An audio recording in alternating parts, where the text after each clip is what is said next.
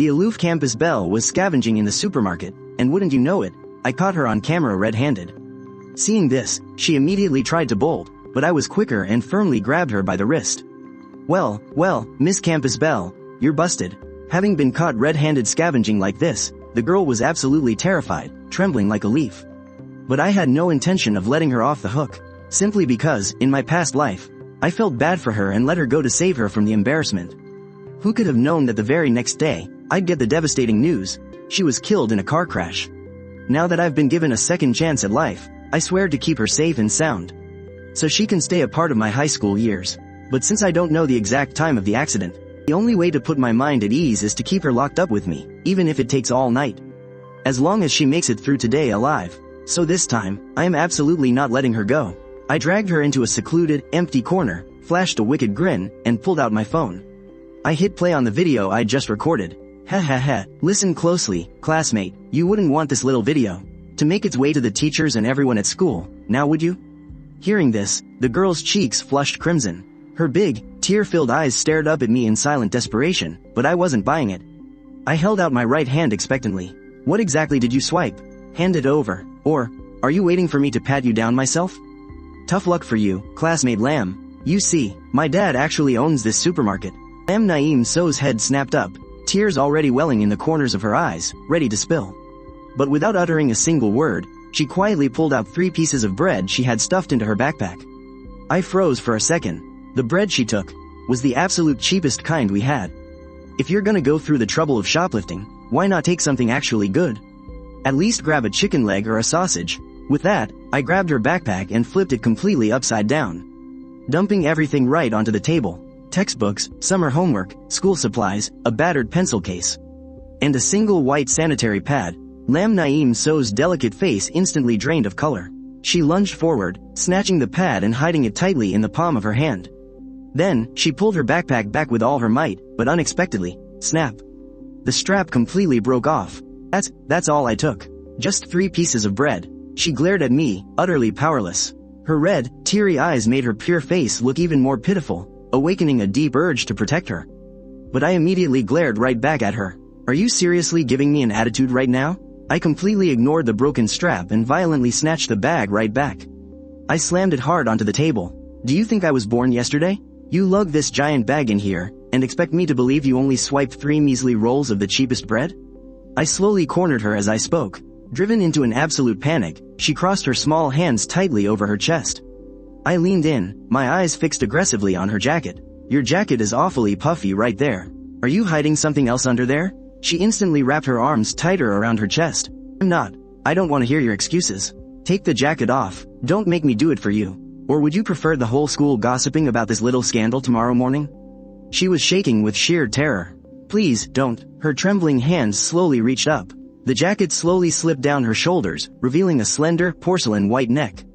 The collar of her undershirt was frayed and completely worn out, teasing a glimpse of her delicate collarbones. Her skin was unbelievably fair, and for the very first time, I realized just how breathtakingly full her figure actually was beneath those baggy clothes. Lam Naeem So's eyes were completely bloodshot with unshed tears. She looked at me with tearful, aggrieved eyes, her voice quivering. Did you get a good look? You aren't hiding anything. I leaned in close to take another look. Wafting right into my face was the faint scent of body wash, perfectly mixed with the soft fragrance of laundry detergent. Isn't there still another shirt underneath? She bit her lower lip nervously. This is my last layer. I really can't take it off. I nodded, not wanting to push her into doing anything more extreme. But, I noticed something really interesting. Normally, if a girl were being searched this closely by a guy, her eyes would be filled with absolute coldness and disgust. Yet Lam Naeem So only looked shy and flustered. In that moment, it suddenly dawned on me. Lam Naeem So didn't hate me at all. In fact, if I really thought about it, who knows? Maybe she even had a little crush on me all along. But as far as I could remember, the two of us had never even spoken to each other. Back in class, we hadn't even made eye contact a single time. Could it be that I was just completely clueless back then? Thinking about the past just gives me a massive headache. Back then, my heart only belonged to Tham T Nu. I followed her around like a lost puppy, always walking on eggshells. All it took was for her to act a little hot and cold, and it was enough to keep me tossing and turning all night, completely losing my appetite and sleep. Looking back on it now, I was such an idiot. I took 2 steps back, glancing downward. You aren't hiding anything in your pants, are you? The girl obediently pulled both of her pockets inside out right away, but I completely ignored it. Just quietly glancing up at the clock on the wall, only a few minutes had passed. The car that was about to cause the accident probably hadn't even reached the intersection yet, so I kept finding excuses to give her a hard time. Just pulling your pockets out doesn't prove anything, you know. Let me check for myself. Saying that, I squatted down, reaching out as if to check her shorts. This time, Lam Naeem was completely panicked, her breathing turning heavy from the intense stress.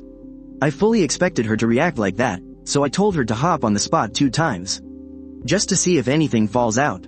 Seeing Lam Naeem standing completely frozen in place, I immediately threatened her, either I do it myself, or you hop in place 2 times. Take your pick. Hearing that, Lam Naeem had no choice but to obediently comply.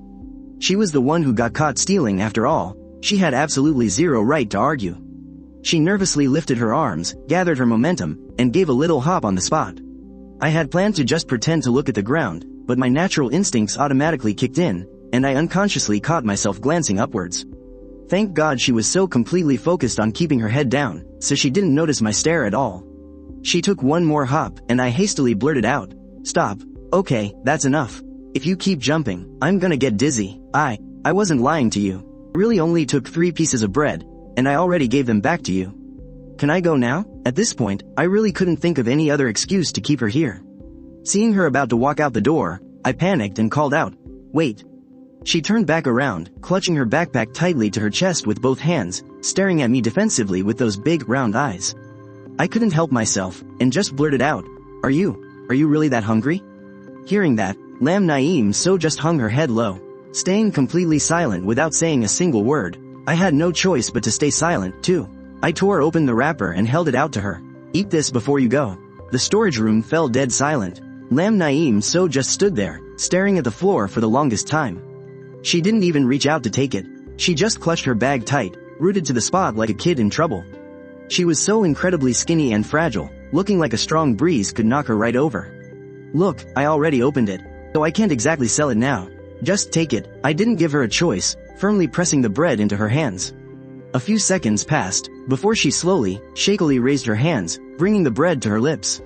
She took a tiny bite, and then started devouring it, chewing faster and faster. But suddenly, tears began to spill down her cheeks, falling like a broken string of pearls. Splashing onto the floor, she was crying, from the second she got caught red-handed, right through getting searched. She had completely bottled it up, holding back every single tear. Right up until the moment that bread touched her lips, and she just broke down, completely unable to hold it in anymore.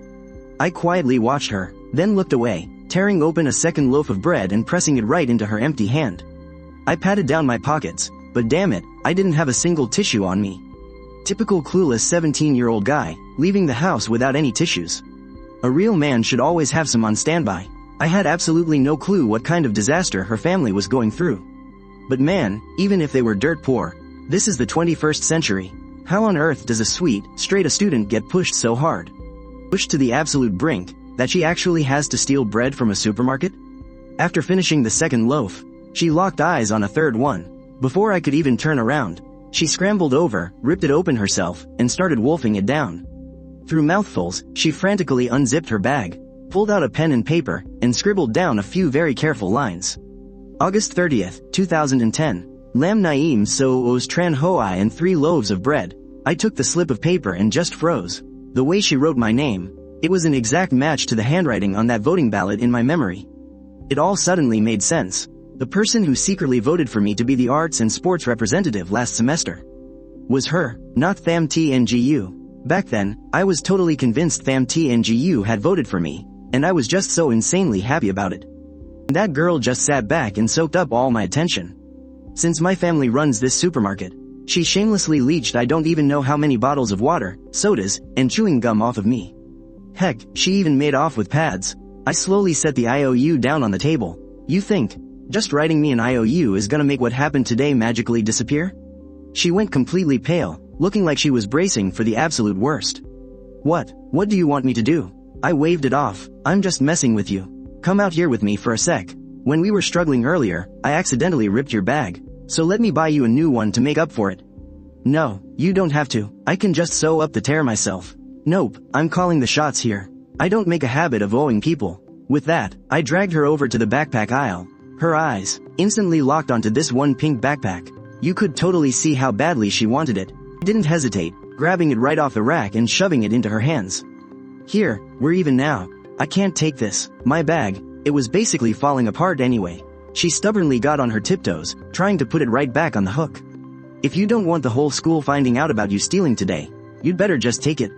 She completely froze for a second, before timidly pulling the backpack back down. Then, she dug out that IOU from earlier, hunched over, and scribbled down one more item. One backpack. She looked so devastatingly miserable. It was like she was hopelessly thinking she'd never be able to pay off this debt in her entire life. Looking at her face, I just couldn't hold back a laugh. Since you've already written the IOU, you might as well tag along with me. Right when we got to the stationery aisle, I suddenly felt someone bump hard into my back. I turned around and saw Lam Naeem so stepping back, clutching her forehead. Watch where you're going. Do you just love headbutting me or what? Next time, I'll let you ram into me all you want. Saying that, I tossed a pink pencil case right into her arms. Lam Naeem so took one look at the price tag, and frantically tried to hand it back. I can't take this. If you want what happened today too, I don't have that kind of money to pay you back. Lam Naeem so cut me right off. I found it even more amusing and just stared intently at her. I never said you had to pay me with money. Or, maybe you can think of some other way to repay me? Some other way? Lam Naeem so tilted her head a bit, clearly letting her imagination run wild. Seeing me just smiling at her, she quickly looked away, but those bright red ears completely gave her away. After that, I kept walking Lam Naeem so all around the supermarket. But right when we got to a certain aisle, Lam Naeem so suddenly got super embarrassed and spun around to leave. Stop right there, unless you want what happened today to be spread all over the school. Let me tell you, I'm the school bad boy. And bad boys aren't afraid to do whatever they want. Only then did Lam Naeem so finally turn back to look at me. I don't need any pads. Are you sure about that? Let me do a little mind reading. You've got one pad in your backpack, and you're wearing one right now. You literally only have two left. Seeing Lam Naeem so completely speechless and unable to argue, I burst out laughing and tossed a pack of pads straight at her. Lam Naeem so jumped in surprise, clumsily throwing her hands up to catch it. Her eyes instantly locked back onto that IOU. After adding her new debt to the note, she sneakily brought the pack of pads up to her nose and took a little sniff. A spark of surprise flashed in her eyes. Oh wow, these ones actually smell nice. The stuff she used before was always the cheap bulk kind. They never had a nice scent like this. A little later, we walked out to the main entrance of the supermarket. I warned her, watch your step on the way back, and keep an eye out for cars, okay? Get home safely, and just go to school like normal tomorrow. As long as you're a good girl and listen to me, we'll pretend today never happened. Got it? Of course, Lam Naeem so had absolutely no idea why I was saying all this. But she still gave a timid little nod. Then, she shyly handed the IOU back to me with both hands. Here's the IOU. I promise it's good. I nodded and casually pushed the supermarket doors open for her. Who would have thought I'd immediately run into three pretty young girls? That's when it hit me. August 30th, about half an hour after Lam Naeem so leaves, Tham TNGU is supposed to show up here with her squad. Since all the main characters from that whole PE representative election drama are gathered in one place, I might as well settle the score right here, right now. I called out to stop Lam Naeem so, telling her not to rush home, but to stick around and watch the good show that was about to go down. Looking back at that time, Tham TNGU was always stringing me along, neither confirming nor denying our relationship. She'd gladly accept every single gift I gave her, but then purposely keep her distance whenever we hung out. She even fed me some lie about how the time before graduation was just a probation period, telling me I had to be on my best behavior. Meanwhile, my dad was over there, completely focused on restocking the supermarket. The pathetic way I used to grovel while running errands for Tham TNGU made even my 14-year-old sister despise me. Right up until my sophomore year of college, I finally found out that Tham TNGU had been secretly seeing an upperclassman for a whole year. My heart completely froze, and I finally decided to focus on building my career.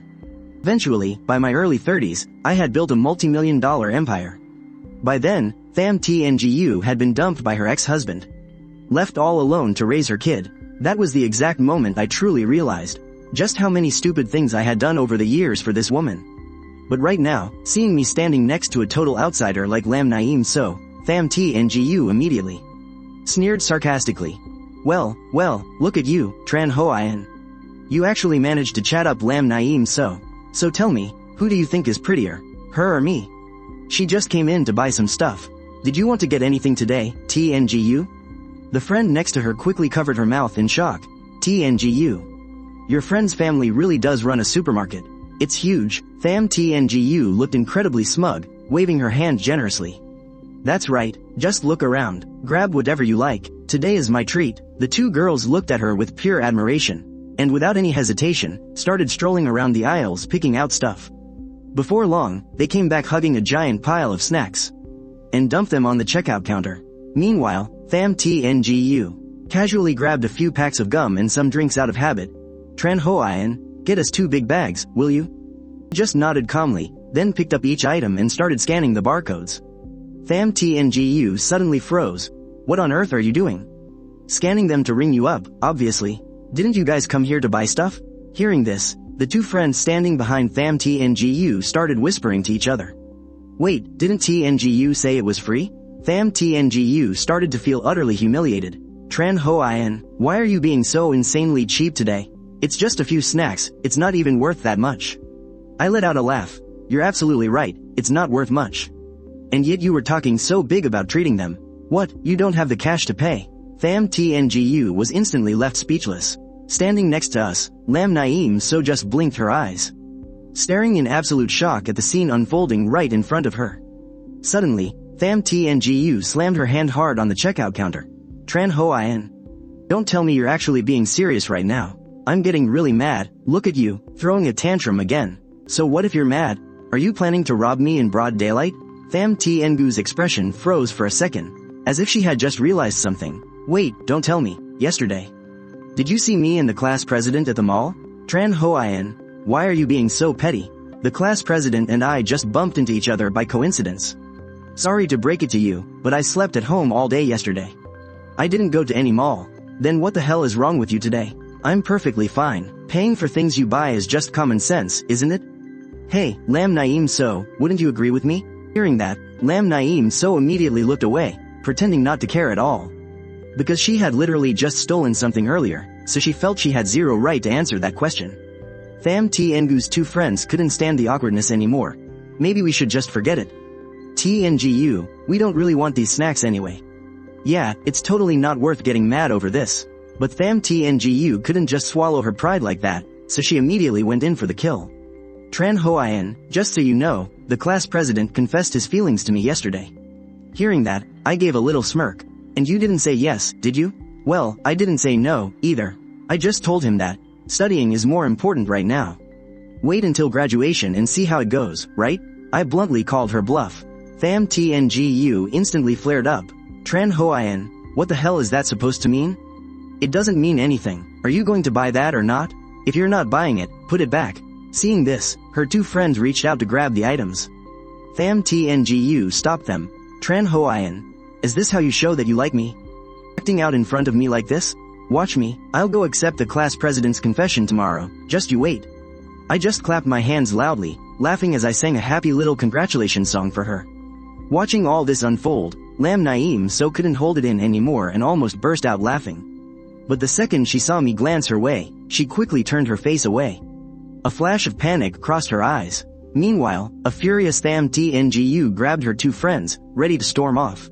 I know for a fact you were at the mall yesterday. Chen Huaian, you're going to regret this. I suddenly barked, calling them back. Stop right there. Fam TNGU actually thought I was having second thoughts, but in the very next second, I slammed my hand hard on the checkout counter. Regret, my ass. The stuff in your hands. Put it back exactly where you found it. Fam TNGU's jaw dropped. She just stood there completely frozen, her hands shaking like a leaf.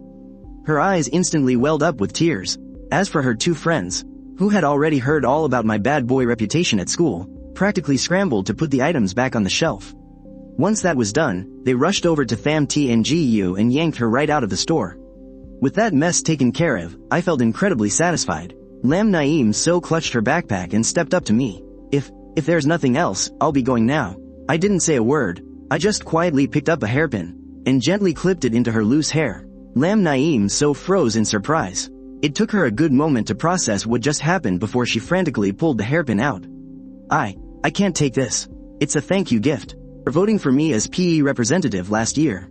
Thanks for that one vote. Lam Naeem So's eyes darted around in pure panic. A few seconds later, she shoved the hairpin back into my hand, spun on her heel, and sprinted away like her life depended on it. Watch where you're going. Walk, don't run. If you keep sprinting near the main road, I'm telling the teacher on you tomorrow. Lam Naeem So didn't look back, but she obediently slowed her pace, switching from a sprint to a walk. Man, I've completely figured her out. Whether it sounds believable or not, the moment I threatened to tell the teacher about that whole stealing thing, just dropping that thread is all it takes to have her completely at my mercy. Haha, I'll have to use this excuse to tease her even more next time. When September 1st rolled around, we headed back to class. I suddenly realized that I was ranked second to last, and the person dead last at the very bottom was actually Lam Naeem So. It was practically a miracle for our resident straight-A student to score a 0. As for the reason, it was incredibly simple. She completely missed the final exams, and because of that, Lam Naeem So naturally ended up becoming my deskmate. Our homeroom teacher, Mr. Chu Chin, dropped a brutal threat on me. I am warning you, do not even think about bothering her while she is studying in class. If I catch you distracting her, I'll make you stand right in the middle of the schoolyard flag podium as punishment. I shamelessly blurted out, what exactly counts as bullying, huh? As I spoke, I repeatedly poked Lam Naeem So on the arm. Does this count as bullying? The ear facing me immediately turned bright red, and she quickly shrank back to dodge. Mr. Chu Chin turned red with anger, grabbing his stick and rushing over to teach me a lesson. I dodged him with ease, then swaggered right into the classroom. Lam Naeem So kept her head down, quietly trailing behind me. Under everyone's watchful eyes, her other ear turned beet red too. Once we got our seats way in the back by the window, Lam Naeem So was staring intently at the book in front of her when, suddenly, I leaned over and rested my head right on her desk. I blatantly stared, admiring her beautiful, crystal-clear eyes. Lam Naeem So flinched, her grip tightening on her pen, and with panicked eyes, she quickly ducked her head. To avoid making eye contact with me, she ended up staring all the way down at the tips of her own shoes. Both her ears were burning red. She was starting to panic. You, get back to your seat, right now. But the more she acted like that, the more amused I felt. It wasn't until Mr. Chu Chin slammed his hand on the teacher's desk with a loud smack that I finally took my eyes off Lam Naeem So's face. However, my gaze stayed boldly glued to her. 1 minute passed. Lam Naeem So couldn't take it anymore and whispered fiercely, "What are you looking at?" "I'm just wondering how your mouth can be so tiny." She immediately pursed her lips tight, deliberately hiding them from me, and whipped her head the other way. I finally looked away, rummaging through my backpack to pull out a bag of still steaming meat buns, and shoved it onto her desk. "Make sure you finish these by recess." "I don't want them. You dare say no? Do you want me to?" Hearing that, she obediently took the bag of buns. Her beautiful, round eyes gave me a deeply aggrieved glare. "See? Good girl. Just be a good girl and listen to me." Up front, Mr. Chu Chin slammed the desk again. "Next period is English. Everyone, get your books out and get ready." Before stepping out, still uneasy, he glanced over at the corner by the window, pointed his finger right at my face, and shot me a razor-sharp glare as a silent threat before finally leaving the room. At the same time, the English teacher, hugging a stack of lesson plans and books, had already been waiting in the hallway for a while. Mr. Chu Chin gave her a polite smile and a nod, and only then did she gently step into the classroom. The first thing that caught the entire class's attention was a pair of long, slender legs wrapped in sexy black tights.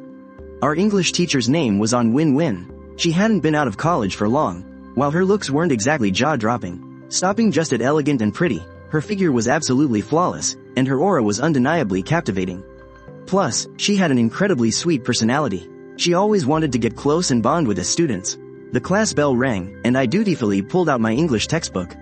Looking at the pristine portrait of a figure on the very first page, my hands itched to draw dark circles under its eyes and a little mustache. But I quickly used my left hand to pin down my right. "No, don't draw it. In this life, I absolutely have to focus on studying properly." Damn this stupid hand reflex. Lam Naeem So turned her head to stare at me, full of doubt, but she didn't say a word. That's because the guys in class sometimes just act like total weirdos. She often caught me walking perfectly fine on the street, when I would suddenly spasm, bounce in place, and mime shooting a basketball like a total idiot. Whenever that happened, Lam Naeem So would just freeze, giving me this completely speechless look. But to keep me from catching that look, she would quickly duck her head and hurry right past me. And ever since that day, she realized that I suffered from some incredibly bizarre illnesses. Anytime I walked past a trash can, my arm would reflexively jerk into a shooting motion, whether I was holding a crumpled piece of paper or an empty bottle. I always had this habit of holding my trash and tossing it straight into the bin in a perfect arc. And if I missed, I'd have to awkwardly run over and pick it up. Then I'd go back to the exact same spot and throw it again. One time, I spent the entire recess throwing and didn't make a single shot. It was driving me absolutely crazy. Right then, Lam Naeem So, who was sitting in the classroom, turned around. Her beautiful eyes just stared blankly at the teenage boy struggling out in the hallway. She just watched me, mesmerized, for the entire break. I was actually planning to strike up a conversation with her, when I heard Ms. On Win-Win call on me to read the first paragraph to the whole class. I stood up, I looked at the first paragraph and just started reading it super naturally. The second the first English word came out of my mouth, Ms. On's expression changed instantly. She pulled her eyes away from the book in absolute shock. The whole class turned their heads to look at me in unison. Lam Naeem So was completely stunned and turned to look at the guy sitting next to her.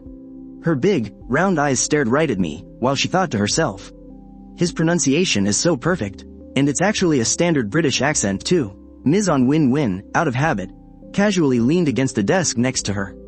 One of her legs bent slightly. That little move instantly made Ma Koi-min in the corner of the room light up with excitement. What on earth did you do over the break? Even if you went abroad, it shouldn't be this mind-blowing, right? I immediately looked at her with a dead serious face and replied, of course, I finally decided to buckle down and study hard. I still have to pass the university entrance exam, you know. The moment she heard that, a bright flash of surprise and genuine joy suddenly sparkled in Lam Naeem So's eyes right next to me. Hearing that, Ms. On Win-Win looked over at me and said, if you really have that mindset, then I am so incredibly happy. Tran Honin, I'm putting my faith in you. You can sit down. Oh wow. That moment really gave me the perfect chance to show off. I mean, before I was reborn, I was constantly expanding my business overseas, so I literally had to communicate in English every single day. Getting all fired up, I couldn't help but smack my thigh. Oh my god, I accidentally smacked Lam Naeem So's thigh instead. Lam Naeem So jumped and instantly pulled her leg back, totally losing her patience as she raised her tiny little fist. Smacking right onto Lam Naeem So's thigh, she jolted in surprise and pulled her leg back. Unable to hold it in anymore, she threw her tiny fist and punched me right in the arm in retaliation. Her big, round eyes glared at me in a cute little rage. If you hit my thigh one more time, I'm totally telling our homeroom teacher. I quickly tried to explain myself. I seriously hit it by accident. I was aiming for my own thigh, but honestly, getting punched in the arm by Lam Naeem So like that didn't even hurt at all. If anything, it actually felt kinda nice. Seeing her reaction, I lightly patted her arm. Hey, from now on, I'll teach you how to speak English, and in return, you can tutor me in the other subjects. What do you say? Lam Naeem So stayed completely silent. A little while later, she timidly slid a tiny piece of paper over to me.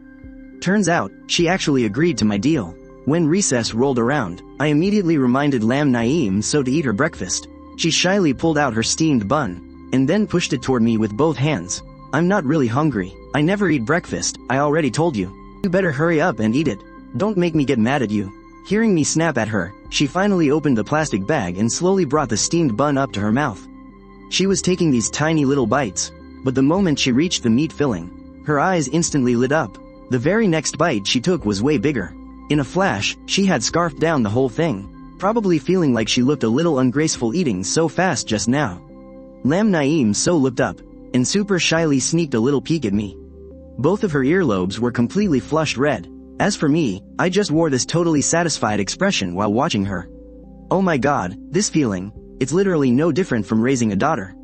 After she demolished the second bun, there are still 2 steamed buns in the plastic bag. I am already full. Save the rest for lunch. I told you to eat, so just eat. Stop arguing with me. Lam Naeem So glared at me coldly. It seemed like she wanted to rebel against my bossiness. I immediately leaned in close to her face. Still got the nerve to glare at me? Keep glaring, and see what I do to you. She hurriedly opened the plastic bag, and obediently brought the third steamed bun to her small mouth. But her chewing speed had definitely slowed down, as if she could not bear to finish it all at once. Tisk. Watching that sight, I thought to myself, as if she could not bear to finish it all at once. Tisk. Watching that sight, I thought to myself, with this girl, I just have to use the tough approach to get through to her. Just using that secret about her petty theft, I have more than enough leverage to bully her for the rest of her life.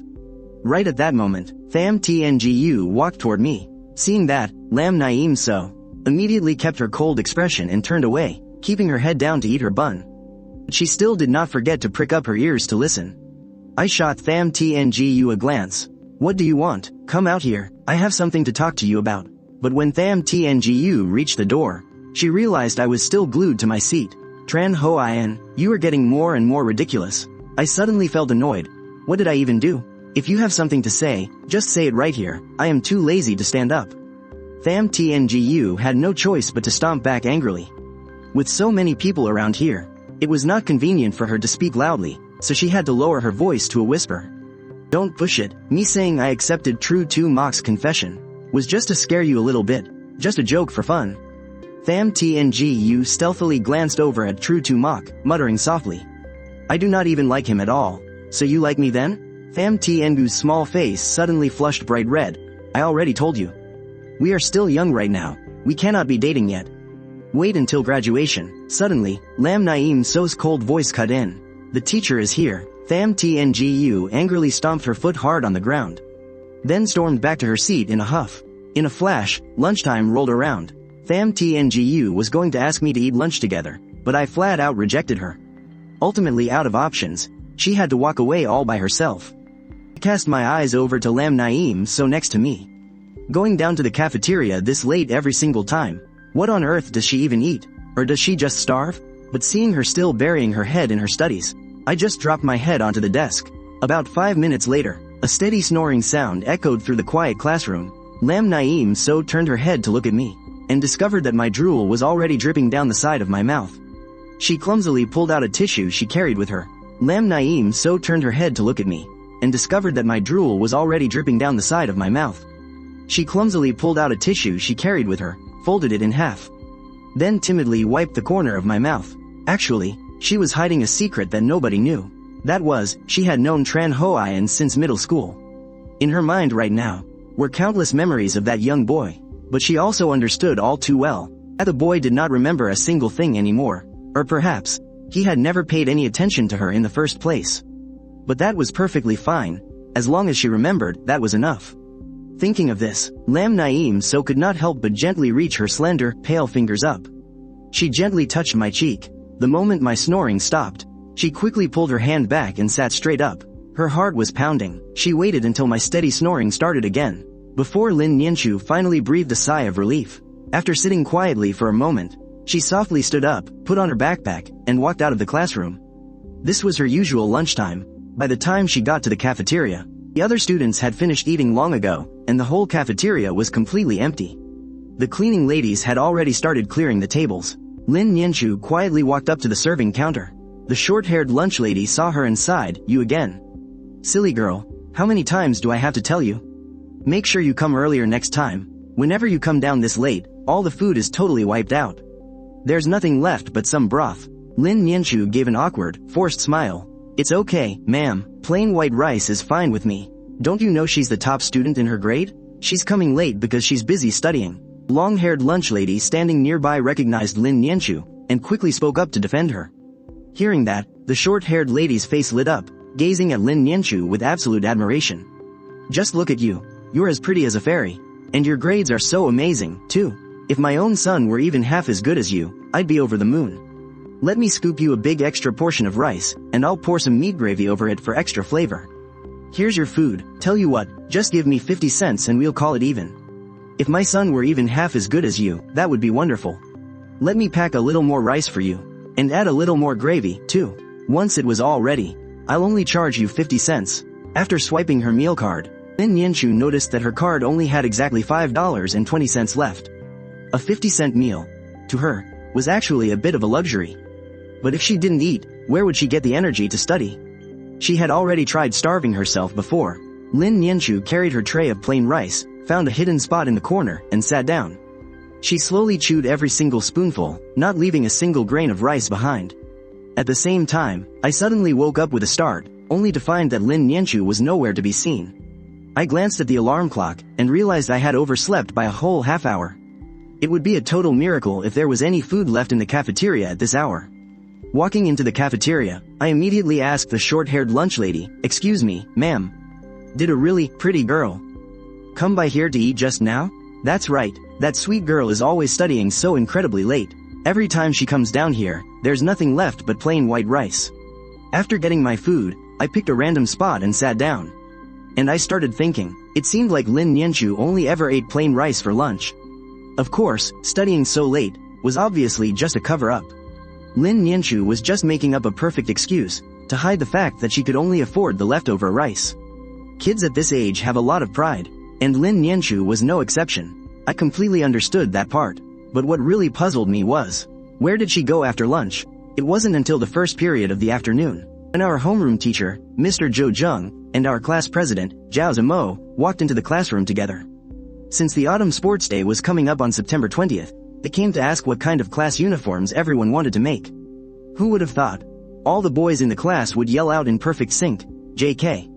All the girls fell silent at once, their cheeks blushing slightly. Only a few of them, including Tham Thi Vu, looked a little bit excited. Girls at this age really didn't wear short skirts very often anyway. Whether they were at home or at school, everyone was pretty conservative. I glanced over to the side. Everyone was pretty conservative. I glanced over to the side, and saw Lam Naeem so staring at her textbook like none of this concerned her. I quickly looked away, without saying a word, and just quietly watched our homeroom teacher up on the podium. Just like the rest of the rowdy class, of course I really wanted to see Lam Naeem so in a cute JK uniform.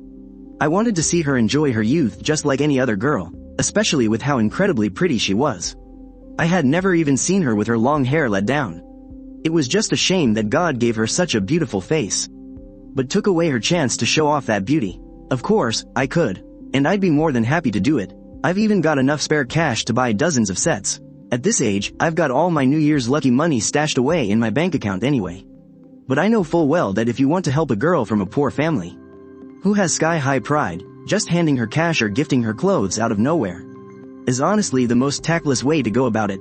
Mr. Zhou Zheng also agreed to the whole JK uniform idea, telling the students to hand in 50 yuan along with their measurements to the class representative within a week. When Lin Nianchu heard that price, her head snapped up in shock. But then, she just quietly lowered her head again, keeping her eyes glued to her textbook. It wasn't until our afternoon PE class that I finally looked at Lin Nianchu and said, "Alright, it's settled then. Come over to my place this Saturday to tutor me." Lin Nianchu instantly tensed up. "Tutoring is fine, but I never said that I would go to your house." "Well then, let me list a few nice and quiet spots for you. You can just take your pick. Option 1. My bedroom. Option 2. The supermarket storage room. Option 3. A karaoke booth. Option 4. A double-bed hotel room." Seeing me stare at her with that totally shady look in my eyes, in that exact moment, she totally figured it out. I was backing her into a corner so she'd have to pick my bedroom. Lin Nianchu's face turned beet red. "Going to your place is fine, but there absolutely has to be an adult at your house." Her expression flushed a deep pink again. "I'll go to your place, I guess, but there seriously has to be someone home." "Oh, there will be. Lin Nianchu didn't say another word. After packing up her stuff, she just stood there, clutching her little pink backpack tightly with both hands. She turned to face me and gave a little nod, looking totally skeptical. She looked incredibly adorable. I burst out laughing. Suddenly, it felt like I had just successfully lured and kidnapped someone's precious daughter. "But what do you mean, lured? I saved her life, you know. That life of hers belongs to me now. I'm practically treating her like my own flesh and blood." Seeing that everyone else in the class had already left, Lam Naeem So and I also hurried downstairs to assemble. I purposely slowed down, waiting so we could walk side by side, but I noticed that Lam Naeem So, wearing her backpack, was slowly falling way behind, almost like she was intentionally keeping her distance. So I just let her be, slinging my blue backpack casually over one shoulder, shoved both hands in my pockets, and walked straight down to the sports field on the ground floor. My 1.83 m frame just swayed along leisurely as I walked. And only then did Lam Naeem So finally speed up a little. Looking back at her from behind, the boy and the girl, those two matching blue and pink backpacks looked incredibly striking. But obviously, only a young girl with a sensitive heart would ever notice a sight like this. After finishing the warm-up laps around the schoolyard, all of class 28 lined up in a few horizontal rows. Looking straight ahead was our PE teacher, Tun Bin, who was tall, skinny, and completely sun-baked. Rumor has it, this guy can do 21 arm pull-ups. He's an absolute beast, and totally the man of our English teacher, on Win-Win's dreams. Starting next period, those of you who signed up for the sports festival will begin practicing for your specific events. For this period, you guys have free time. All of class 28 erupted into loud cheers. In the blink of an eye, everyone scattered like a flock of birds. But for some people, those two words, free time, were basically a nightmare. They just wander aimlessly around the schoolyard, or sit blankly on the steps. Lam Nianchu was exactly that kind of person, but she didn't seem to care at all. While me and the boys sprinted straight for the basketball court, Lam Nianchu just strolled over to the steps where the bags were kept. She was super protective of that backpack, even slipping her volume 3 literature textbook underneath it, just so the bottom wouldn't get dirty. Stepping up to the stairs, Lam Nianchu sat down, carefully hugged the backpack to her chest, and then held the literature book up to her face. But once the book was open, her eyes, which should have been focused on the words, automatically drifted over to the basketball court. She was always like that. Every single free period, the time she was supposed to be using to study, was completely wasted staring at the basketball court. Right at that moment, there I was in my school uniform, doing a lightning-fast crossover, juking True 2 Max so hard he stumbled left and right. Then I took my steps to the rim, and threw down a vicious dunk. The rim rattled aggressively, and I landed with absolute swagger. I cracked my neck. Over on the steps, Lam Nianchu's big, round eyes widened in shock. Standing on the edge of the court, Tham Thi Vu, who was completely engrossed in watching, and her two best friends, were also staring with their jaws dropped. True 2 Mac's middle-parted hair looked totally deflated and drenched like a wet rat. He blurted out, "Chen Huaian, holy crap, you know how to dunk?" Back in these high school days, any guy who could dunk was basically an absolute god on the court. Even I was a little surprised myself. Ever since I was reborn yesterday, I realized my physical strength had increased quite a bit. My vertical jump naturally went up right along with it. Was this some kind of surprise bonus gift from being reborn? But honestly, I'd rather have a buff to my IQ. What the heck am I supposed to do with this meathead strength? Is this gonna help me pass the college entrance exam? Chen Huaian, you were so freaking badass just now. Tham Thi Vu praised me, her cheeks flushed pink.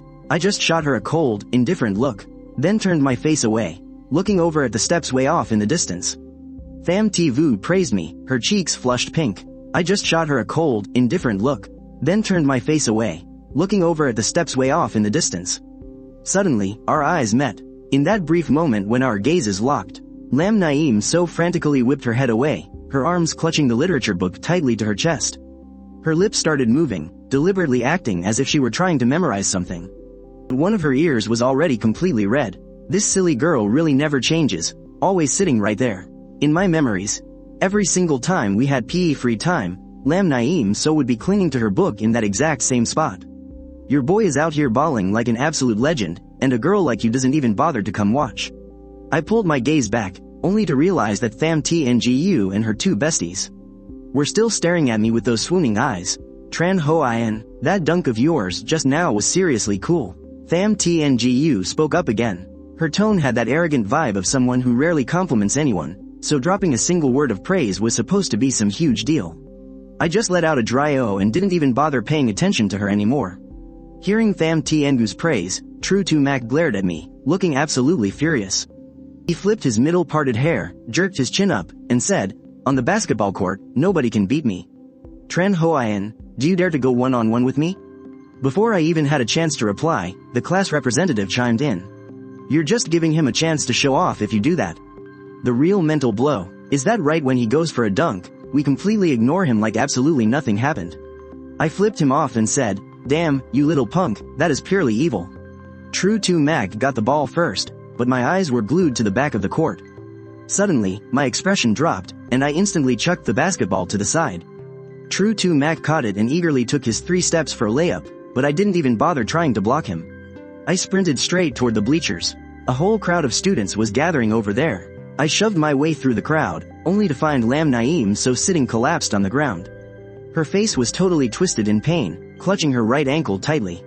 Mr. Tun Bin, the PE teacher, let his whistle hang back around his neck. I shoved my way through the crowd, only to find Lam Nianchu sitting collapsed on the ground, her face totally twisted in pain, clutching her right ankle tightly. Mr. Tun Bin, the PE teacher, let his whistle hang back around his neck. What the heck happened? A girl nearby stammered, "Just now, I think I saw another girl." Give Lam Naeem so a little push from behind, and then she tumbled right down the stairs. What did that brat look like? What class is she in? I didn't get a good look, she ran away. Damn it, what kind of sick joke is this? I swear, if I catch that little brat. I didn't even try to hide my rage, letting out a loud curse, then rushed over and squatted down right next to Lam Naeem so. Give me a hand, I'm taking her to the nurse's office. This is the girl I went through hell to save, and some suicidal idiot actually dared to lay a hand on her. A few girls immediately stepped up to help Lam Naeem sew up. She had to hop on one foot, her wide eyes staring right at the broad back of my uniform, looking totally hesitant. Seeing her not making a move, I lost my patience and snapped my head back. What are you waiting for? Get on my back. Lam Naeem so bit her lip tightly and reached her arms out, her upper body pressing softly against my back. In that exact moment, my furious, boiling expression suddenly became incredibly peaceful. Seeing me just freezing up while squatting there on the ground, Mr. Tun Bin frowned and asked, "What's the matter? Can't carry her? If you can't, let me do it." Hearing that, Lam Naeem so's hands instantly wrapped around and grabbed onto my neck tightly. Her earlobes turning bright red, her face looking absolutely mortified. With an innocent look in my eyes, I quickly blurted out, "Oh no, sir. My leg just cramped up for a second back there, I'm totally fine now." After standing up, my two hands firmly gripped onto Lam Naeem so's legs. Carrying Lam Naeem so on my back to the stairs, I leaned down a little. I told her to pick up her backpack, then took 2 steps forward. I told her she could just loop my backpack around my neck, and that would be fine. "It's really heavy, your neck is going to get sore." Lam Naeem so's voice rang out right next to my ear. I noticed she was holding one backpack in each hand. Worried that her arms would get tired, I picked up the pace and ran straight to the school nurse's office. What I couldn't see was that, on the young girl's face right then, a smile as radiant as the warm spring sun had bloomed. "Who pushed you? Did you catch their face?" "No, I didn't." "So, do you suspect anyone?" "Not at all, you're just scared I'll go hunt them down to settle the score, aren't you?" Arriving at the nurse's office, I carried Lam Naeem so around on my back, but there was no sign of a doctor anywhere. Where did everyone go? I did another lap, but still couldn't find anyone, so I had to set Lam Naeem so down. On a bed with a disposable white sheet, she sat right on the edge, the tips of her toes just barely touching the floor. "Forget it, I'll just take a look myself." I pulled up a small stool and sat right across from Lam Naeem so. She suddenly squeezed her legs together, asking guardedly, "What are you doing?" "Just checking if it's a sprain or a dislocation." Lam Naeem so's ears were already burning red, but she tried to keep her cool, asking softly, "You know how to do that?" "Back in the countryside, I used to set bones for the old sows in the village all the time." "Old sows? Why would you?" Suddenly, she realized what I meant. Flustered and angry, she started pummeling my shoulder with her fists. I burst out laughing, reaching out to grab Lam Naeem so's right foot. As I slipped off her shoe, a clean white sock caught my eye. Lam Naeem so bit her lip in embarrassment, shrinking back and keeping her legs tightly closed. But my next move made her blush so hard, she looked like she wanted to kick me to death. "You've been wearing shoes all day long, so please tell me, why don't your feet stink at all?" Are you out of your mind?" No matter how cool and composed Lam Naeem so usually was, she couldn't help but yell at me this time. I just curled my lip, pulling the right foot she had just yanked back, and gripped it firmly in my hands. Lam Naeem so squirmed, so I gave her calf a sharp little smack. "Sit still and behave." Lam Naeem so pouted but gave in, though she kept glaring at me with those sulky eyes. I pulled off her white sock, revealing her fair skin and tiny, rosy white heel. Then, I gently pressed against her swollen, pale ankle. Lam Naeem so let out a soft whimper. "Does it hurt?" The girl shyly nodded. "I'll be gentler, then." I wrapped both of my hands around her slender ankle, and slowly rotated it to check on her joint. A moment later, my face relaxed a bit, and I spoke up. "It's no big deal, just a sprain. The swelling isn't too bad. A little massage oil will do the trick." I stood up and went to search through the drawer behind me. After finding half a bottle of massage oil, I sat back down on the little chair. I stood up and rummaged through the drawer behind me. After finding half a bottle of massage oil, I sat back down on the little chair. I rested Lam Naeem so's right foot on my knee, getting ready to rub the oil in. But she pulled her foot back. "I'll do it myself. You're so stubborn." I looked up and scolded her softly. Lam Naeem so's right leg stiffened, and I took the chance to pull her foot right back. I casually scolded, "It's an emergency, what's there to be shy about?" But barely a few seconds later, Lam Naeem so asked in an icy tone, "You only need to apply it to my ankle, so why did you take my whole sock off?" Did I? Then what exactly is that in your right hand? I looked down and realized my right hand was holding the white sock I had just pulled off, while my left hand was holding a tiny, snow-white foot suspended in midair. Before I could even sneak another glance, Lam Naeem so flushed with anger and immediately yanked her foot back. She snatched her sock back with an annoyed look, not forgetting to shoot me a dirty glare. That look of pure disgust, it was like she was looking at some creepy foot fetishist. After turning her back to apply the medicine herself, Lam Naeem so put her sock and shoe back on. She slung her backpack on and walked straight out of the infirmary. I hurried after her, trying to explain. It's not what you think, just hear me out. Sometimes my hands just have a mind of their own. But Lam Naeem so completely ignored me. She just kept her head down and kept walking. School was already over by now. Lam Naeem so said she wanted to go back to the classroom to study, so I let her head toward the school building. Meanwhile, I went to the parking shed to get my bike. But as I was walking my bicycle out to the school gate, I couldn't help but think about Lam Naeem's so sprained ankle. I wonder where this girl even lives? Is it far? Is she really planning to limp all the way home like that? I let out a heavy sigh, giving in as I turned around and headed back to the classroom building. I guess I'll take her home today. As I walked past the window of grade 12, class 28, I let out a heavy sigh, giving in as I turned around and headed back to the classroom building. I guess I'll take her home today. As I walked past the window of grade 12, class 28, I slowly slowed my pace, then stopped completely. The classroom was completely empty, and Lam Naeem so wasn't studying at all.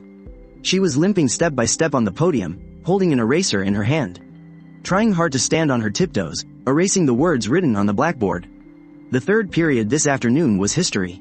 The history teacher was a towering guy, standing at 1.9 meters tall. He loved writing way up high, so Lam Naeem so was really struggling to clean the board. She strained to lift the eraser, stretching her right arm up as high as she could. Her uniform sleeve slipped down, revealing a slender, pale forearm. But she still couldn't reach the top of the board, where those wildly scribbled words were. My eyes quietly drifted to the duty roster in the corner of the board, which read, Podium Blackboard, Chen Huaian. Up on the podium, Lam Naeem so let her arm drop in frustration. She really just couldn't reach it. She stood there for a moment to catch her breath. Then she took a deep breath, tucked one leg up, and jumped, stretching her arm out as straight and high as possible, trying to reach the very top edge of the blackboard. However, just as the eraser was about to touch the writing, a large hand suddenly appeared in Lam Naeem so's line of sight. A large hand snatched the eraser right out of her grasp. Lam Naeem so turned her head in shock. The moment her heel touched the ground, a sharp pain shot through her injured ankle, making her lose her balance and stumble to the side. I quickly reached out and grabbed her arm, pulling her back up so she could stand steady. Our eyes met. Lam Naeem so acted as if she'd just been caught red-handed doing something sneaky, clumsily scrambling backward. She stammered in panic. Didn't you already go home? I stared right at her, not answering right away, just casually tossing the blackboard eraser up and down in my hand. Then I reached up and effortlessly wiped away the writing way up at the top. Not answering right away, just casually tossing the blackboard eraser up and down in my hand. Then I reached up and effortlessly wiped away the writing way up at the top. After wiping the board completely clean, I casually tossed the eraser onto the teacher's desk. No wonder. Even though I never bothered to clean the board before, the teachers never came looking to chew me out the next day. Let me ask you something. Have you been the one cleaning the board for me this whole time? No, I haven't. Just as the words left her mouth, her eyes darted around in pure panic, totally giving her away. She quickly glanced up at me again. If there's nothing else, I need to get back to studying. After saying that, she spun around to step off the podium. I quickly grabbed her hand to stop her. Just take a break for today. Your ankle is hurt, you know. Let me walk you home. I don't need you to walk me. Lam Naeem so rejected the offer in a heartbeat. I furrowed my brows. Well, where do you live? Is it far? It's not far. I gave her a skeptical look. She might just be lying to me. Lam Naeem so probably just doesn't want anyone to know where she lives. This girl's pride is sky high, after all. So I didn't bother forcing the issue, and just put on a stubborn tone. Fine, I won't take you home, but you're only allowed to study until 6:30. At exactly 6:30, you have to pack your bag and leave. I'll sit right here in class to supervise you. Lam Naeem so whipped her head around to look at me, her white teeth gently biting her red bottom lip. Her eyes were full of annoyance. Then I'm not studying at all. I'll just go home right now, happy? Hearing that, I burst into a chuckle and nodded. Oh my, now isn't that a good girl? I waited for her to finish packing her books into her bag before I slowly strolled out the classroom door. Right at that moment, a rustling sound came from the podium, and I turned my head to look. Turns out, Lam Nianchu was busy wiping away the chalk dust on the teacher's desk.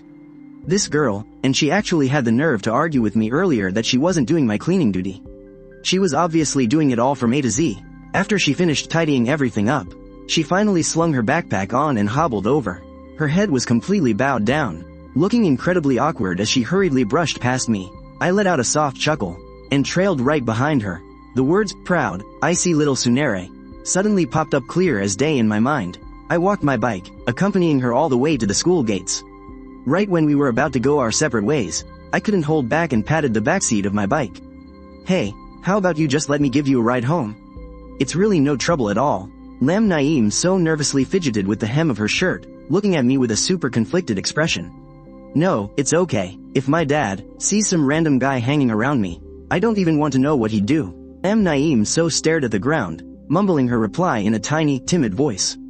"He chased people down with a stick? Your dad is wild." A fleeting look of embarrassment crossed Lin Nianchu's face. She gently tugged at her sleeve and gave a slight nod. Then she turned around and started walking in the opposite direction. "Hey, where are your manners? Don't you know how to say goodbye after school?" Hearing that, a rare smile appeared on Lin Nianchu's delicate, stoic face. She softly replied, "Bye-bye." I stood right there and smiled, a deeply gentle and fond smile. Watching her walk away with a slight limp, though it wasn't anything serious. I turned around, hopped onto my bike feeling totally at ease, and pedaled off toward home. Hearing the commotion behind her, Lin Nianchu immediately turned her head back, staring intently at my figure riding away. She stood there for a long time, right until I disappeared into the crowd. Only then did she turn back around, tilting her head up to admire the orange sunset glow on the horizon. She reached up and tucked a strand of hair behind her ear. On her pure face, bathed in the golden light of dusk, lingered a faint, gentle smile. Two backpacks, one blue and one pink, gradually went their separate ways from the gates of Lucheng No. 7 High School. Across the street, the echoing cries of street vendors selling baked flatbreads and fried rice cakes rang out through the air. It felt as though, right in this very moment, time itself was singing a song of peaceful, beautiful youth. "I'm gonna study hard, I'm going to turn my life around, I'm going to get into a 985 university, or a 211. I, Chen Huaian, am going to be the top valedictorian of Lucheng." The second I got home, I stood in the living room, slammed one foot onto a stool, pointed a finger straight at the ceiling, and facing my dad, Chen Tian, and my mom, Su Xiaoya, I bellowed out my grand, earth-shattering vows.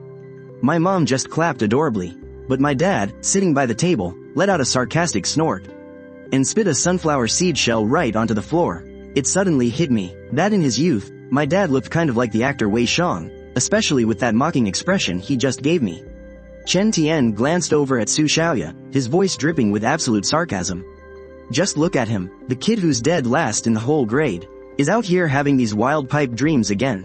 At this rate, my dream of stepping on Bill Gates and becoming the world's richest billionaire isn't that far off either." Su Xiaoya playfully smacked Chen Tian on the shoulder. "Who talks about their own son like that? Couldn't you just encourage him for once?" Chen Tian just sneered again, shrugging it off as he went back to cracking sunflower seeds. "Hey, on the final exams last semester, I ranked second to last in the whole grade. I'm making progress here." The sunflower seeds in Chen Tian's hand slipped and scattered all over the floor as he stared at me in absolute shock. "Are you for real, kid?" I really couldn't blame him for that reaction, considering I had successfully defended my title as dead last in the grade for 2 years straight. "Of course I'm for real. Someone skipped the exams, so I naturally bumped up to second to last." The smile on Chen Tian's face instantly froze. He tossed the rest of his seeds onto the plate. Listening to this little punk talk just wasted another few seconds of my life. Back in my day, on a 100-point test, your old man actually scored 37 points. But you, on a 150-point test, you only scraped by with 20-something points. The next generation is truly going down the drain. On a 150-point test, you only scraped by with 20-something points. The next generation is truly going down the drain. I just stayed silent. I think I finally figured out exactly why my grades are so bad. My dad, Tran Thien, waved it off. "Ah, forget it, it's like talking to a brick wall." I'm heading out to check on the supermarket. My mom, Tiu Nha, asked, "Isn't Auntie Lu watching the place?" Her grandson was just born, so she quit to head back to her hometown. "We're really short-handed right now." Hearing that, an idea popped into my head, and I quickly chimed in. "I know someone who can take over for Auntie Lu." "Who?" A classmate of mine, a high schooler? What the heck could a kid do? I quickly grabbed the old man's arm and pleaded. They can watch the store in the evening after school. You just have to pay them a little less, that's all. My dad stroked his chin in thought. Makes sense. If working distracts them from their studies, that's one less competitor for you in the college entrance exams. Completely speechless at my old man's twisted logic, I forced a smile and gave him a thumbs up. You're a genius, Dad. He smugly lifted his chin. You bet I am. My mom quietly shook her head. You two are absolutely hopeless. My dad just laughed and patted my shoulder. All right, bring them by tomorrow so I can do a little interview. Once he left, I glanced around the living room. Hey Mom, where's Tran Didong? She glanced over at my sister's bedroom door. Right before you got home, your dad and I gave her a good scolding. Why? What happened? She lowered her voice to a whisper. Lately, your little sister has been hanging around this mentally challenged guy outside of middle school number 65. She got way too close to him, and her teachers ended up calling us to complain. We were just terrified she might get hurt. But right at that moment, Tran Didong's bedroom door flew wide open. The little girl stormed out and yelled, "The man in the overalls is not a bad guy." She stood right in the doorway, wearing her cute pink bear pajamas, puffing her cheeks out in pure anger. And then violently slammed the door shut again. After Mom explained the whole thing to me, it all finally clicked. It turns out that at my sister's middle school, and then violently slammed the door shut again. After Mom explained the whole thing to me, it all finally clicked. It turns out that at my sister's middle school, right outside the gates of Lowtown Middle School number 65, there was always this middle-aged, simple-minded man hanging around. The students always called him a fool, but when I heard Tran Didong call him the man in the overalls, it instantly brought back a flood of memories. I used to go to school number 65 too. That simple-minded guy, he was already hanging around the school gates back when I was a student there. He might have been a bit slow, but honestly, he was pretty handsome. He always dressed neatly and absolutely loved wearing a pair of blue overalls. It gave him this weirdly endearing vibe. But, back when I was in middle school, the other kids loved to bully him. They would throw rocks at him, or purposefully smack him on the back before laughing uncontrollably and running away, or they'd circle around him chanting mean rhymes. Whenever that happened, the man in the overalls would just panic, completely helpless. It pissed me off, so I'd usually step up and yell at them to scram. But I remember, there was this one girl at school who hated it even more than I did. One time, she literally grabbed a broom and charged headfirst into that group of bully boys, chasing them all away in a panic. At that very moment, I thought she was just incredibly cool. Just like a superhero protecting world peace. But, I didn't even know her name. All I remember is that she was pretty skinny, and her hair was really long and super messy. Her face was completely hidden. Maybe it was because she took such good care of that guy in the overalls. So whenever he saw her, he would break into a huge smile, looking at her exactly like she was his own daughter. He'd even get so happy that he would dance around wildly, staring blankly at my little sister's door. I suddenly fell silent. Back in middle school, there was a girl too, who was always so fiercely protective of that same guy in the overalls. Thinking about the timeline, she must be in high school by now, just like me. So, the guy in the overalls had lost his protector. And I guess my little sister had basically taken her place, completely carrying on her strong sense of justice. So that's why the guy in the overalls lost his protector, and my little sister had basically taken her place, completely carrying on her strong sense of justice. Realizing this, I turned my head to look at Mom. Mom, I really think you should get the whole story first, before you decide to go and scold her. TUNHA suddenly froze. I just stood up and walked straight over to my sister's room. The 14-year-old kiddo's bedroom was bursting with girly vibes. A pink bed, a pink desk and chair. Even the stuffed animals were all pink too. The moment I stepped inside, I felt like I had just drowned in a massive ocean of pink.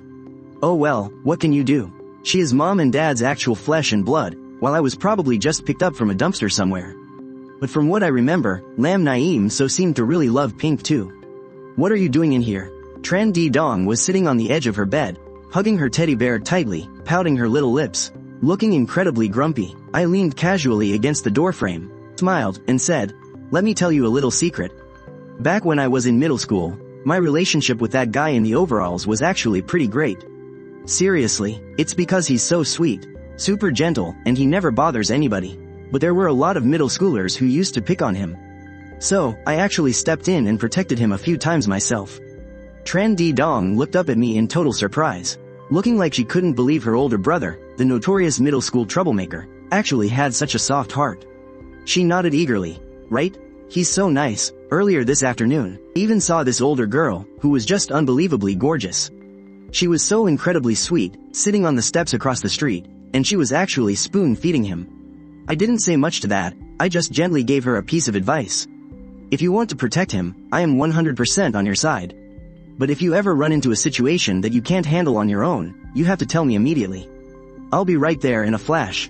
Got it? Tran Di Dong smiled and nodded, her pale little feet swinging back and forth off the bed.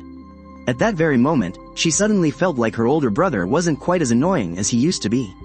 After leaving my sister's room, I headed straight back to my own. I dragged out a really dusty cardboard box from under my bed, which held every single one of my textbooks from 10th to 11th grade. Thank God I hadn't sold them off to the scrap collector yet. Because honestly, knowing me, that's absolutely something I would have done back then. I wiped all the dust off the pile of books, then lugged the whole heavy stack right onto my desk. When it came to the 10th and 11th grade curriculum, my foundational knowledge was basically a big fat zero. Since I basically never paid attention in class, I only vaguely remember. The comment most teachers gave me was, "This kid, huh? He's actually very smart, but just won't put his mind to studying." Well, this time, I'm gonna pour my entire soul into studying, just you watch. Let's see if all those people praising my smarts were actually telling the truth or not. But man, reading books really does make you sleepy. Half an hour later, wearing a pair of shorts, showing off her pale white calves, Tran Di Dong was carrying a plate of fruit. And pushed her brother's door open. Her sweet voice instantly turned into a terrified scream. Inside the room, I was sitting by the desk, a textbook right in front of me. A rope dangling down from the ceiling was wrapped tightly around my neck. I was coughing so hard my eyes rolled back, groaning like I was fighting a heroic battle against destiny. I was just doing the old tie your hair to the ceiling to stay awake trick, obviously. Lucheng No. 7 High School is considered a Tier 2 prep school in Lucheng City. The absolute best high school is Lucheng No. 1, with a free-range teaching style. Their first-choice university acceptance rate reaches a staggering 90%. As for Lucheng No. 7, it applies a strict captivity style of education, with extremely harsh rules. The first-choice acceptance rate only hovers around 50%. The next day, I rode my bike to the school gates. In the past, I'd always wait until morning reading period was over before I even bothered showing up. But right now, it's only 7 in the morning. I muttered to myself as I walked my bike, sporting 2 pitch-black dark circles under my eyes, and a bright red mark on my neck. Sporting 2 pitch-black dark circles under my eyes, and a bright red mark on my neck. Walking up to the school gate, right at that moment, I suddenly noticed Pham Tngu getting stopped by a teacher. Not wearing your uniform first thing in the morning is bad enough. But what kind of skirt is this short? What class are you in? Pham Tngu hung her head low like a guilty culprit.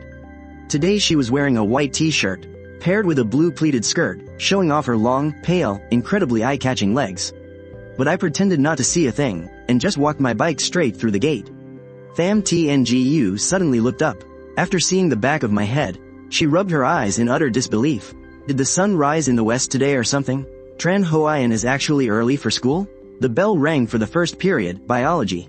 Fuang Nyat Fong planted his handsome face flat on the desk, and started snoring away. As for me, I pulled out the steamed buns I just bought, and quietly stuffed them into Lam Naeem So's desk.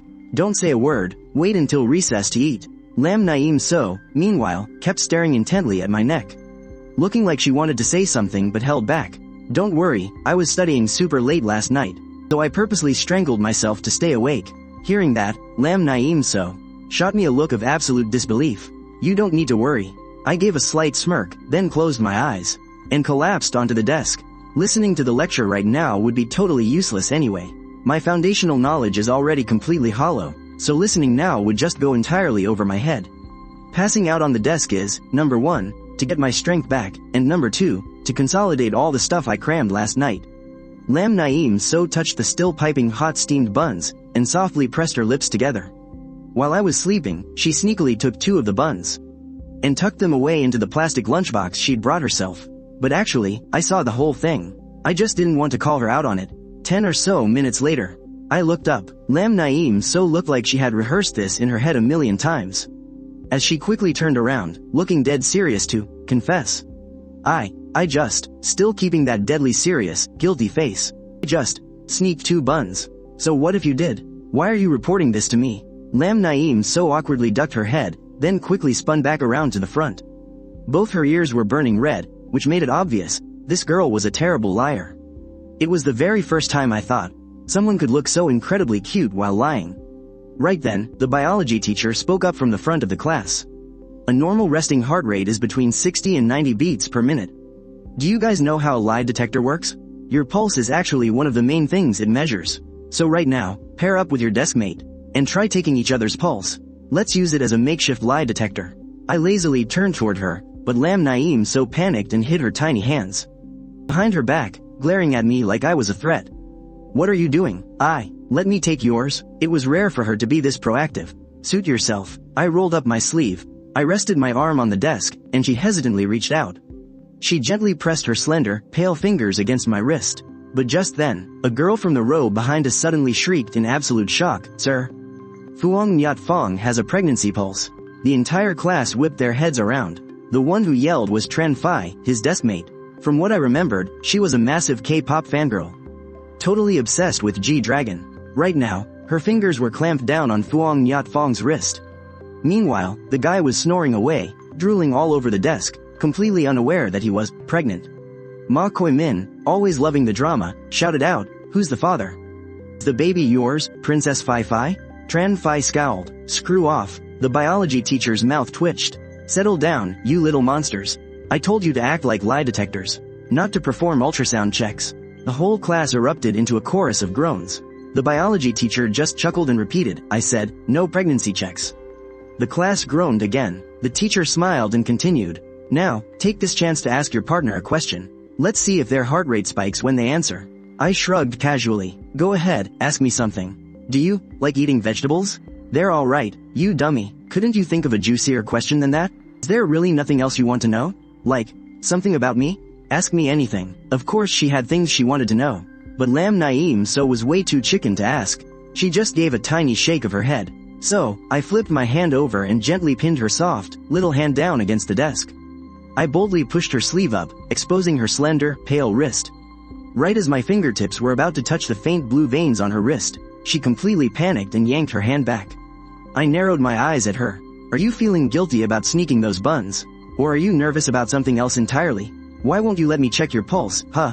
No means no. Alright then, I guess I'll just have to listen to your heartbeat instead.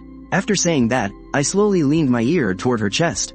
She tensed up and shrank all the way back, until her back was pressed flat against the classroom wall, leaving her nowhere left to hide. Seeing that, I smirked and shamelessly leaned in even closer. But I knew my limits, so I didn't actually press my ear right against her. "I'm going to start asking now."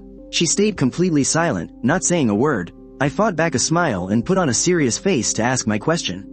"Do you have a secret crush on anyone right now?" Hearing that, Lam Naeem So's ears turned bright red in a flash, and her big, round eyes widened in shock.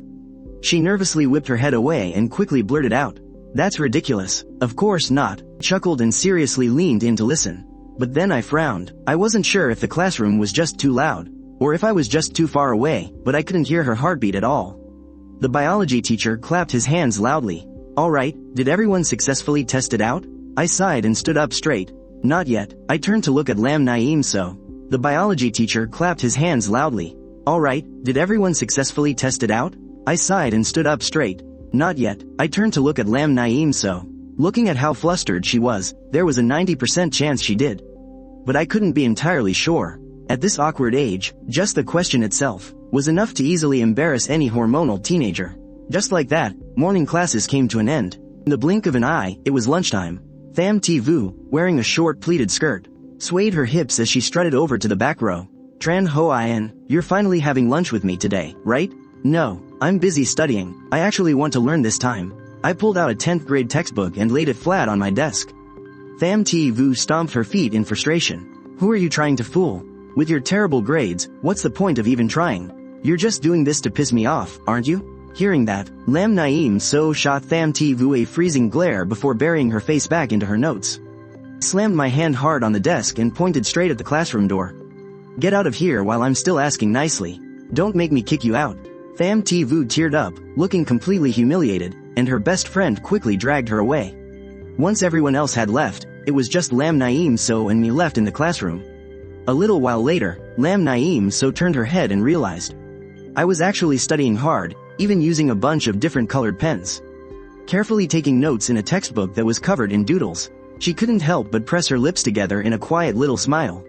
But the very second I glanced over at her, she instantly whipped her head back around. She nervously flipped back and forth through her book. The time slowly ticked by, minute by minute.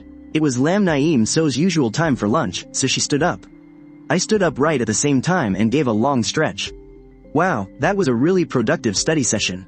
I doubt there's anything good left in the cafeteria at this hour, huh? Lam Naeem So completely ignored me. She quietly slipped her backpack onto her shoulders and silently left the classroom. I just strolled leisurely behind her, all the way to the cafeteria window. I stared wide-eyed at the short-haired lunch lady. She charged Lin Nianchu only 50 cents for a portion of plain rice. But then she charged me $2 for the exact same thing. I glared at the lunch lady in disbelief. She charged Lin Nianchu only 50 cents, yet she charged me a whole $2. I licked my lips, swallowing back my anger. "Excuse me, ma'am," the short-haired lady shot me an icy glare. "What? Nothing. You just look really pretty today." I turned around and walked over to the table where Lin Nianchu was sitting. I sat down right across from her. She glanced up at me for a second. Then she quickly lowered her head again, taking tiny, little bites. I dug into my backpack and pulled out a bunch of snacks I had grabbed from my family's supermarket, laying them all out on the table. I knew studying late meant the cafeteria would be out of food. So I brought my own snacks. I grabbed a chicken leg, soy-marinated egg, and a sausage, peeled them all, and tossed them onto my lunch tray. Just as I was about to eat, I suddenly paused. What's wrong with me today? I don't feel like eating at all. Maybe I've just been eating way too much of this stuff lately. So, I pulled her tray over to my side, and shoved my snack-filled tray right in front of her. Whatever, let's just trade meals today. Lin Nianchu's head snapped up in utter shock. I immediately pointed a finger right in her face. She just stared at me, completely stunned, pressing her lips tightly together, not daring to say a single word. I lowered my head and started shoveling the rice into my mouth. She quietly watched me eat from the exact same corner of the tray she had just been eating from, her long eyelashes fluttering rapidly. "Wow, this is pretty good. How come your rice tastes way better than mine?" I chewed and exaggerated my praise, putting on a total act with a really punchable look on my face. But Lin Nianchu didn't look like she wanted to punch me at all. She just quietly picked up her chopsticks and softly mumbled, "Thank you." I pretended I didn't hear that. A little while later, after I had completely wiped out the entire tray, I spoke up. "Oh, by the way, my family's supermarket is short a cashier for the evening shift. So, I'm officially announcing it right now. You're hired." Lin Nianchu flinched and looked up again. I kept up my bossy attitude, pointing right in her face. "The pay is only half of what a regular employee gets. But if you even dare to argue or reject my offer, you're gonna have to deal with me." Lin Nianchu just quietly looked at me. "You're gonna have to deal with me." Lin Nianchu just quietly looked at me. Then, she sat up perfectly straight, giving a firm nod like she was reporting to her boss. "I have no complaints at all. I'll take the job." "Good." Lin Nianchu looked genuinely happy as she lowered her head to keep eating. She only ate one single soy-marinated egg, and then finished about half of the plain rice. Right then, she pulled out a lunchbox, set it on her lap, and scraped all the leftover rice from the tray. Along with the chicken leg, the other soy-marinated egg, and the sausage straight into the box. I just stared at her, totally frozen. "I'm taking this home, for my dad." I felt like I had just heard the most absurd thing in the world. "Wait a second, are you saying you're planning to sneak out of school right now? Just to bring this lunchbox to your dad?" Lin Nianchu gave a small nod. Seeing the disapproval written all over my face, she immediately set her chopsticks down. The poor kid quietly stopped what she was doing, not packing any more snacks into her lunchbox. She sat there, shrinking into herself, looking a bit flustered, almost as if she was waiting for me to snatch the food right back. Or maybe waiting for me to lay down some kind of rule. Because she knew perfectly well, I took pity and gave the food to her, not to her dad. Honestly, I've had it up to here with Lam Naeem So's dad for a while now. What kind of father acts like that? Forcing his own flesh and blood to steal bread from the supermarket is bad enough, but now he's making her bring back food from the school cafeteria for him, too. A surge of pure, unadulterated rage just flared up inside me. If I wasn't trying to save face for Naeem So, I would have marched right over to their house and settled the score with that deadbeat. Having a daughter who's so sweet, and studies so incredibly hard, man, if she were my daughter, I'd treat her like an absolute princess. I took a deep breath. I was just so furious I couldn't hold it in, and I slammed my hand down hard on the table. Then I let out a frustrated curse. Damn it all, both of our food trays rattled. Lam Naeem So nearly jumped out of her skin. She slowly raised her head, giving me this terrified, timid little look. She slowly raised her head, giving me this terrified, timid little look. And without any warning, tears just started pouring down her face. She squeaked out in a tiny voice, I'm so sorry." Right after saying that, Lam Naeem so frantically wiped away her tears with her sleeve. Then she nervously started picking every single snack back out of her lunchbox, placing them onto the tray. And then she pushed the tray back toward me. I just froze there for about 5 seconds. "What are you doing now?" Lam Naeem so kept her head down. I'm already full. Thank you so much for giving me this food, sir. I really, truly appreciate it. So that I wouldn't mistakenly think she was throwing a tantrum. Lam Naeem so looked up and forced a stiff smile, though it honestly looked more heartbreaking than watching her cry. I was so exasperated by this kid that I almost let out a laugh. I pushed the tray right back to her. No, I never said you couldn't take it home for your dad. But you've got to at least eat the chicken leg, okay? You can save the rest for him. I'm stuffed, sir. I really can't eat another bite. Hearing that made me want to pinch the bridge of my nose to keep from passing out. It was absolutely maddening. I was so annoyed the blood practically drained from my head. Whatever. I really don't know what to do with this kid. She's just way too devoted to her family. Which is a good thing, I guess. The only one to blame here is that dad of hers. I forced myself to take a breath and calm down. Alright, take it home for him. You have my permission, so just pack it up. Lam Naeem so peeked up at me, carefully studying my expression. Seeing that, I forced the corners of my mouth up, and squeezed out the friendliest smile I could muster, just to show her I wasn't mad.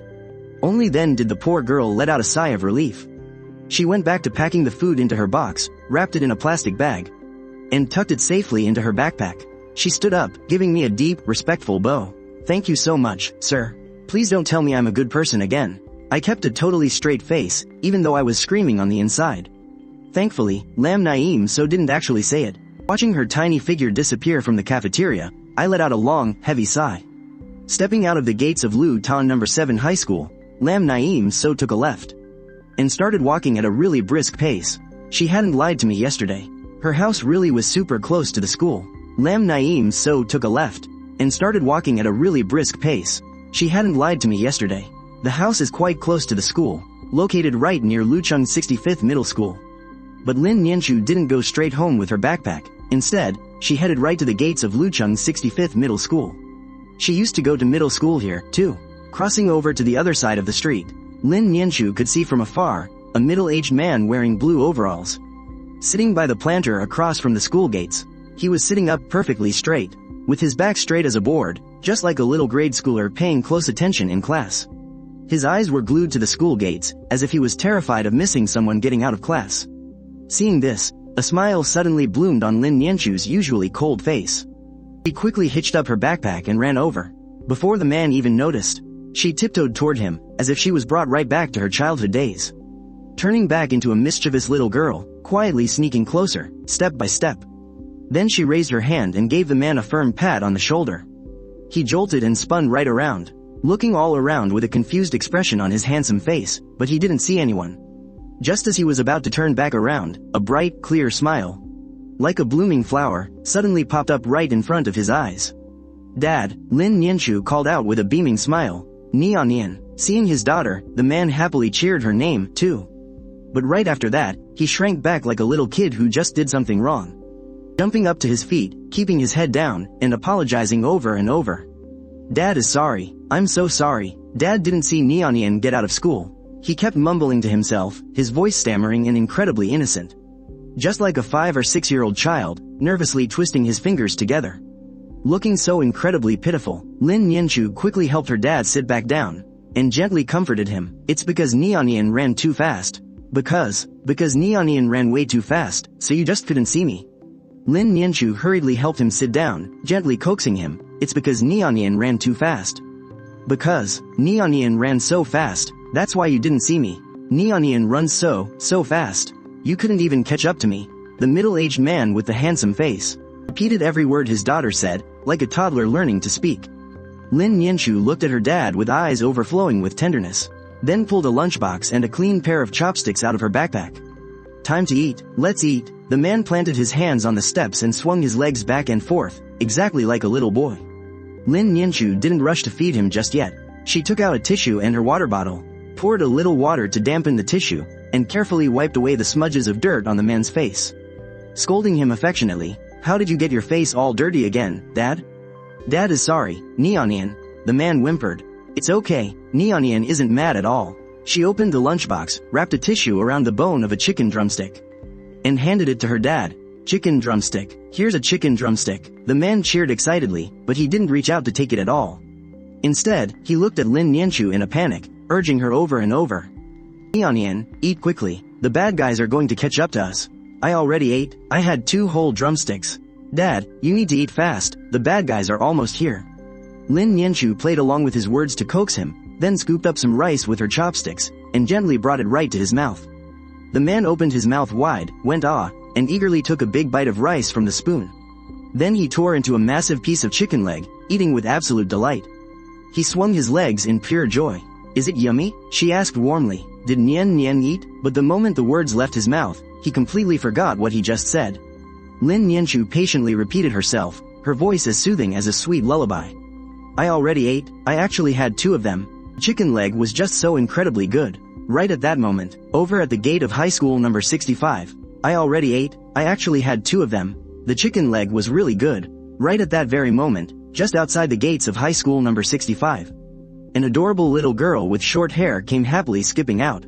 She was clutching a freshly bought pineapple bun to her chest, just about to cross the street. When she spotted that pretty older girl sitting there again, feeding the man in the overalls, Chen Yidong stood there staring blankly for a second, then broke into a wide grin. Still hugging her pineapple bun, she skipped right back into the school. Well, alright then, looks like that pretty girl beat her to it again today, and got to feed the man in the overalls first. A little past 1 in the afternoon, Lin Nianchu walked into the classroom with her backpack on, and saw me already sitting in my seat, completely absorbed in studying. What a rare sight, she actually took the initiative to smile and say, good afternoon. I jumped in surprise and spun around, staring at her with wide eyes like I had just seen a ghost. Being stared at made Lin Nianchu a little flustered. What's wrong? She asked. Did the sun rise in the west today or something? This cold, utterly aloof girl actually went out of her way to say hi to me. Lin Nianchu didn't say another word. A brief look of embarrassment crossed her face as she took off her backpack and pulled out her books. I casually asked, so, did your dad enjoy the food? Lin Nianchu replied, her voice just brimming with happiness. He was so happy. I turned my head and saw the faintest trace of a smile lingering on the corners of her lips. So is that why you're in such a good mood this afternoon? Lin Nianchu looked at me blankly for a second, then gave a silly, adorable little nod. I was honestly speechless and didn't know what else to say. But with a girl this devoted to her dad, how could I possibly have the heart to be mean to her? I cleared my throat and reminded her, tonight, after study hall, come with me to the supermarket. My dad will be waiting for you there. He said he wants to interview you. Lin Nianchu's pretty face snapped towards me in pure panic. I raised an eyebrow. Hey, don't stress out over it. My dad might have a few loose screws in his head, but he's a really easygoing guy. He's not gonna give you a hard time on purpose. Hearing that, Lin Nianchu finally breathed a sigh of relief. Since it was her very first job interview, she genuinely had no idea how to handle it. Why would you talk about your own dad like that? Lin Nianchu asked me softly. You mean the part about the loose screws? I gave her a really weird look. I wasn't just talking about him, you know. I meant your dad, too. Your dad must have like 10 loose screws up there. The moment those words left my mouth, a tiny but incredibly powerful fist suddenly slammed right into my chest. Compared to those playful little taps from before, that didn't hurt at all. This punch actually hurt like crazy. I stared at Lin Nianchu in absolute shock, only to realize that the girl was glaring fiercely at me with completely red eyes, tears threatening to spill over at any second. But just as quickly, overwhelmed with a rush of messy emotions, Lin Nianchu turned her face away. She knew I was in the dark. I'm sorry, Naeem so apologized, and the atmosphere suddenly grew heavy. I rubbed my chest and took a deep breath. Okay, I should apologize too. I'm sorry, I know how much you love your dad. I shouldn't have said those things about him. Naeem so turned her head away. She didn't want me to see her tears falling. Right at that moment, her nose stung with overwhelming grief. It felt like my words alone had unlocked all the bottled up pain from the past few years, making it suddenly burst from her chest. The dark shadows of her past had weighed on her so heavily she could barely breathe. But Naeem so had never once given up. She had always thought of herself as being so strong, until the boy sitting next to her offered those clumsy words of comfort, and she suddenly realized that all this time, she had just been forcing herself to be tough. In this very moment, her tough exterior seemed to completely shatter. Hidden beneath her messy hair, The young girl's tears flowed like a broken dam. I just couldn't help but say, I really don't know what's going on with your family, but if your dad has his own hidden struggles. My dad is completely normal. Alright, I nodded in agreement. Your dad is completely normal. Okay, I just nodded along. I knew better than to keep pushing and shut my mouth. It was pretty obvious. She didn't want to talk about it anymore. But if Lam Nianchu was willing to defend her dad this fiercely, then who knows? Maybe her dad wasn't such a terrible guy after all, and just had reasons he couldn't explain. Throughout all 4 afternoon periods today, Lam Nianchu was dead silent. I wanted to strike up a conversation with her, but seeing that ice-cold expression on her face, I immediately dropped the idea. However, during the evening study hall, something happened that left the entire school completely stunned. The teacher supervising class 28 tonight was the English teacher, Miss On Win-Win. Ma Koi-min wasn't even doing his homework, just staring up at Miss On at the podium with this goofy, flirtatious grin. After staring for a while, everything suddenly went black. The entire classroom was plunged into pitch black darkness. The students let out a collective scream, quickly whipping their heads toward the windows, only to realize the whole school had gone completely dark. Cao Kuang, totally living up to his title as the Gossip King, immediately yelled out, "Holy crap! Blackout! It's a school-wide blackout, guys!" The kids in class 28 instantly erupted into chaos like a kicked-over anthill, doing all sorts of ridiculous ghostly wails and crazy antics. Miss On Win-Win was still pretty young after all, and totally out of her depth with the total chaos unfolding in front of her. So she just kept slamming her hands on the podium, "Quiet down. Everyone, get back to your seats right now." But right at that moment, a shrill, frantic scream rang out. "Who the hell just touched my thigh? You total pervert, that is so gross." Miss On's face turned completely pale, because that high-pitched, dramatic scream had actually come from a guy. He was clearly just messing around and being sarcastic. The young teacher helplessly slumped back into her chair, completely giving up on this class that had turned into an absolute zoo. Meanwhile, the teenage boys and girls were letting their wild imaginations run free, cheering with excitement, everyone secretly hoping that some kind of romantic movie trope would magically happen to them, like someone suddenly intertwining their fingers with theirs, or someone sneaking a sudden kiss on their cheek, just eagerly waiting for those kinds of things to happen to them. Like someone unexpectedly grabbing their hand in the dark, or a surprise kiss gently landing on their cheek. If this were a teen romance show, the female lead would definitely have a fear of the dark trope, just so the male lead could show off his protective instincts. And sure enough, thud, a heavy sound echoed from the back corner of the classroom by the window, as I completely collapsed to my knees. I never expected this damn fear of the dark trait to actually happen to me. Did I grab the female lead script by mistake or something? When I was 5 or 6 back in the countryside, I was stumbling around in the dark to go to the bathroom, and I fell straight into a pitch black dry well, down at the bottom of that blindingly dark well, without a single ray of sunlight. I had to sit there huddled up for an entire night. My completely clueless dad actually thought his son was sleeping soundly in his room, while he was happily sleeping with his wife. Because of that, for all these years, I've had to sleep with the lights on. Right now, kneeling on the floor, my chest felt so tight. My mind was in a total panic, feeling like I was being suffocated by tentacles from all sides. Suddenly, a voice as clear as an angel rang in my ear.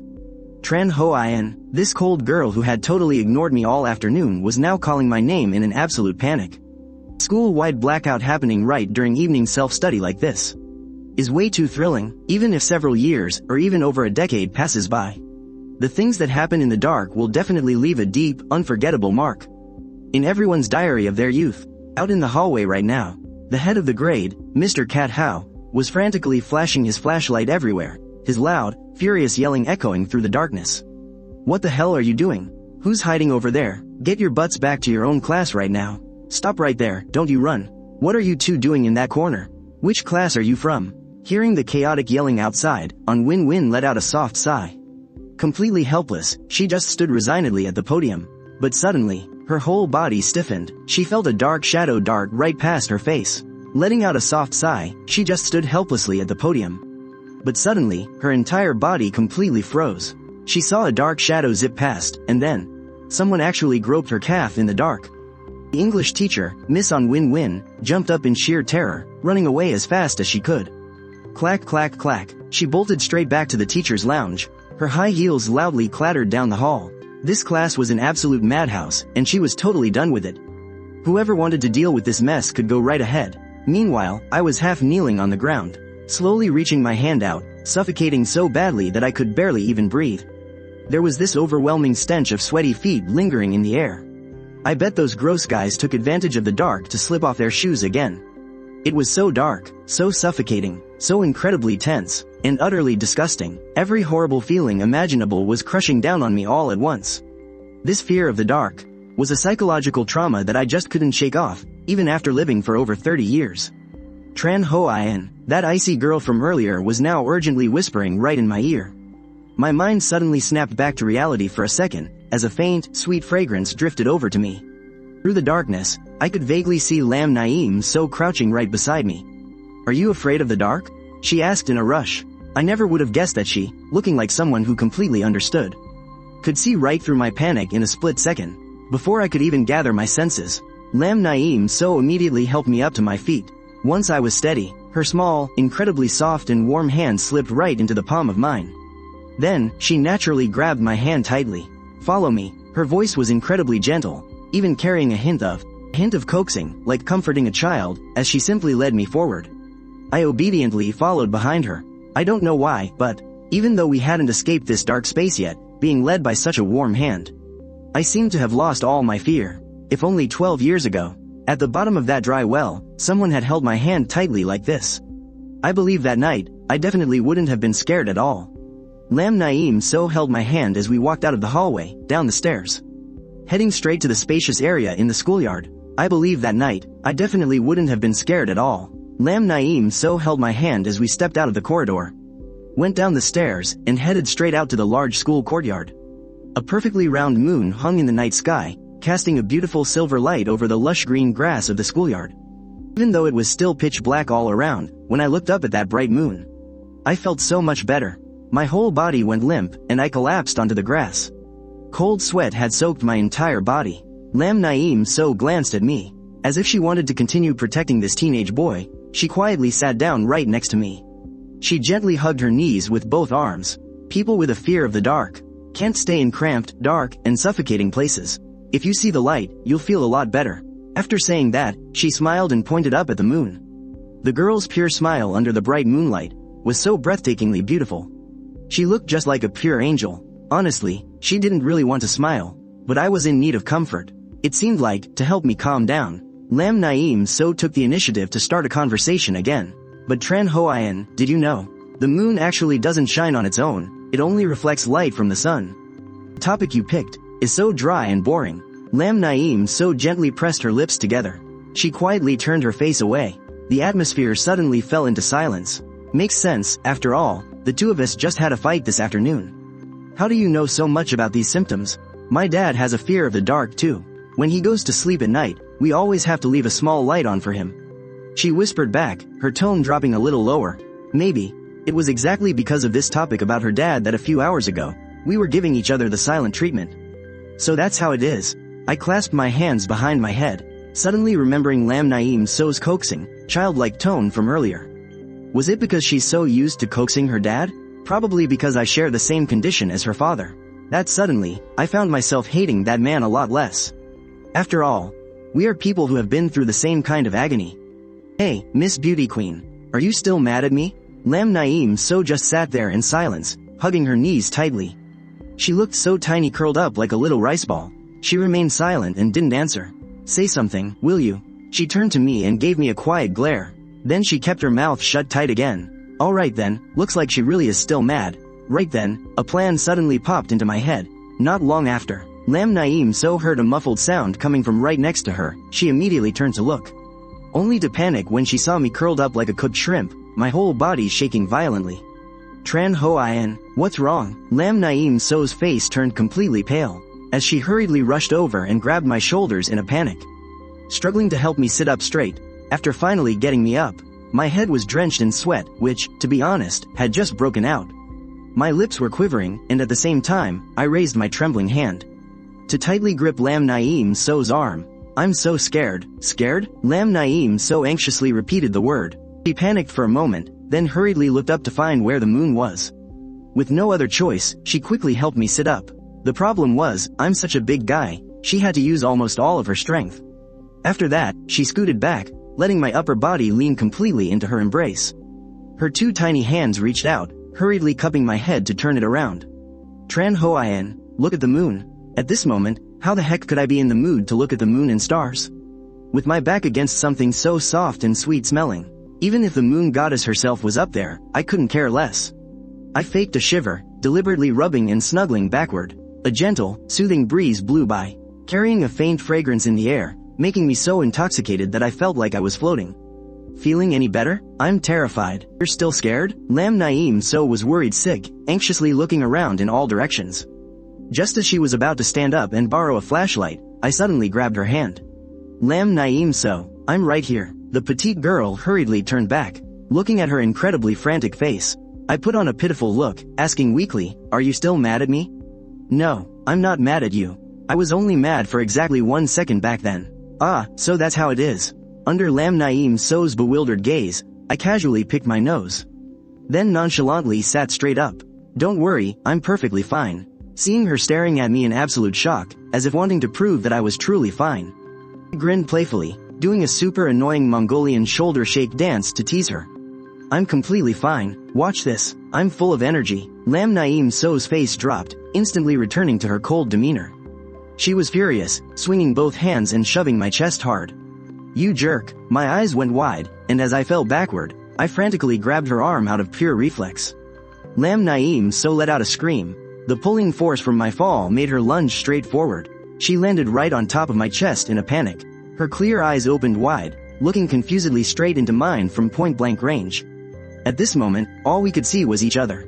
But, right at that second, the lights at all 4 corners of the schoolyard suddenly flared on.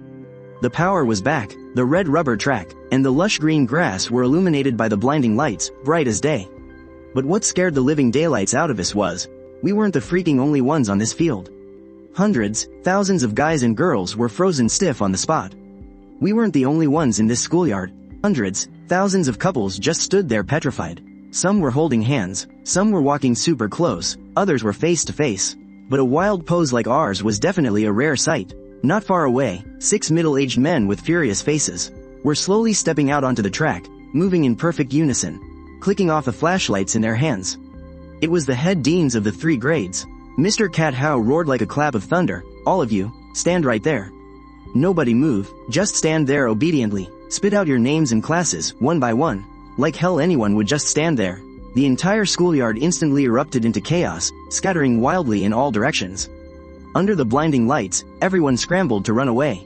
I quickly grabbed Lam Naim So by her slim waist with one hand, pushed off the ground with the other, and stood up, setting her down as lightly as if I were holding a little toy. Then I grabbed her arm and dragged her into the fleeing crowd, running for our lives. For a straight-A student like Lam Naim So, getting caught would be a massive disaster. Getting her parents called in would be the least of her worries. Even though we were completely innocent, I was absolutely certain that if I tried telling old Mr. Cat Hao that I was just scared of the dark, that geezer would just throw his head back and cackle.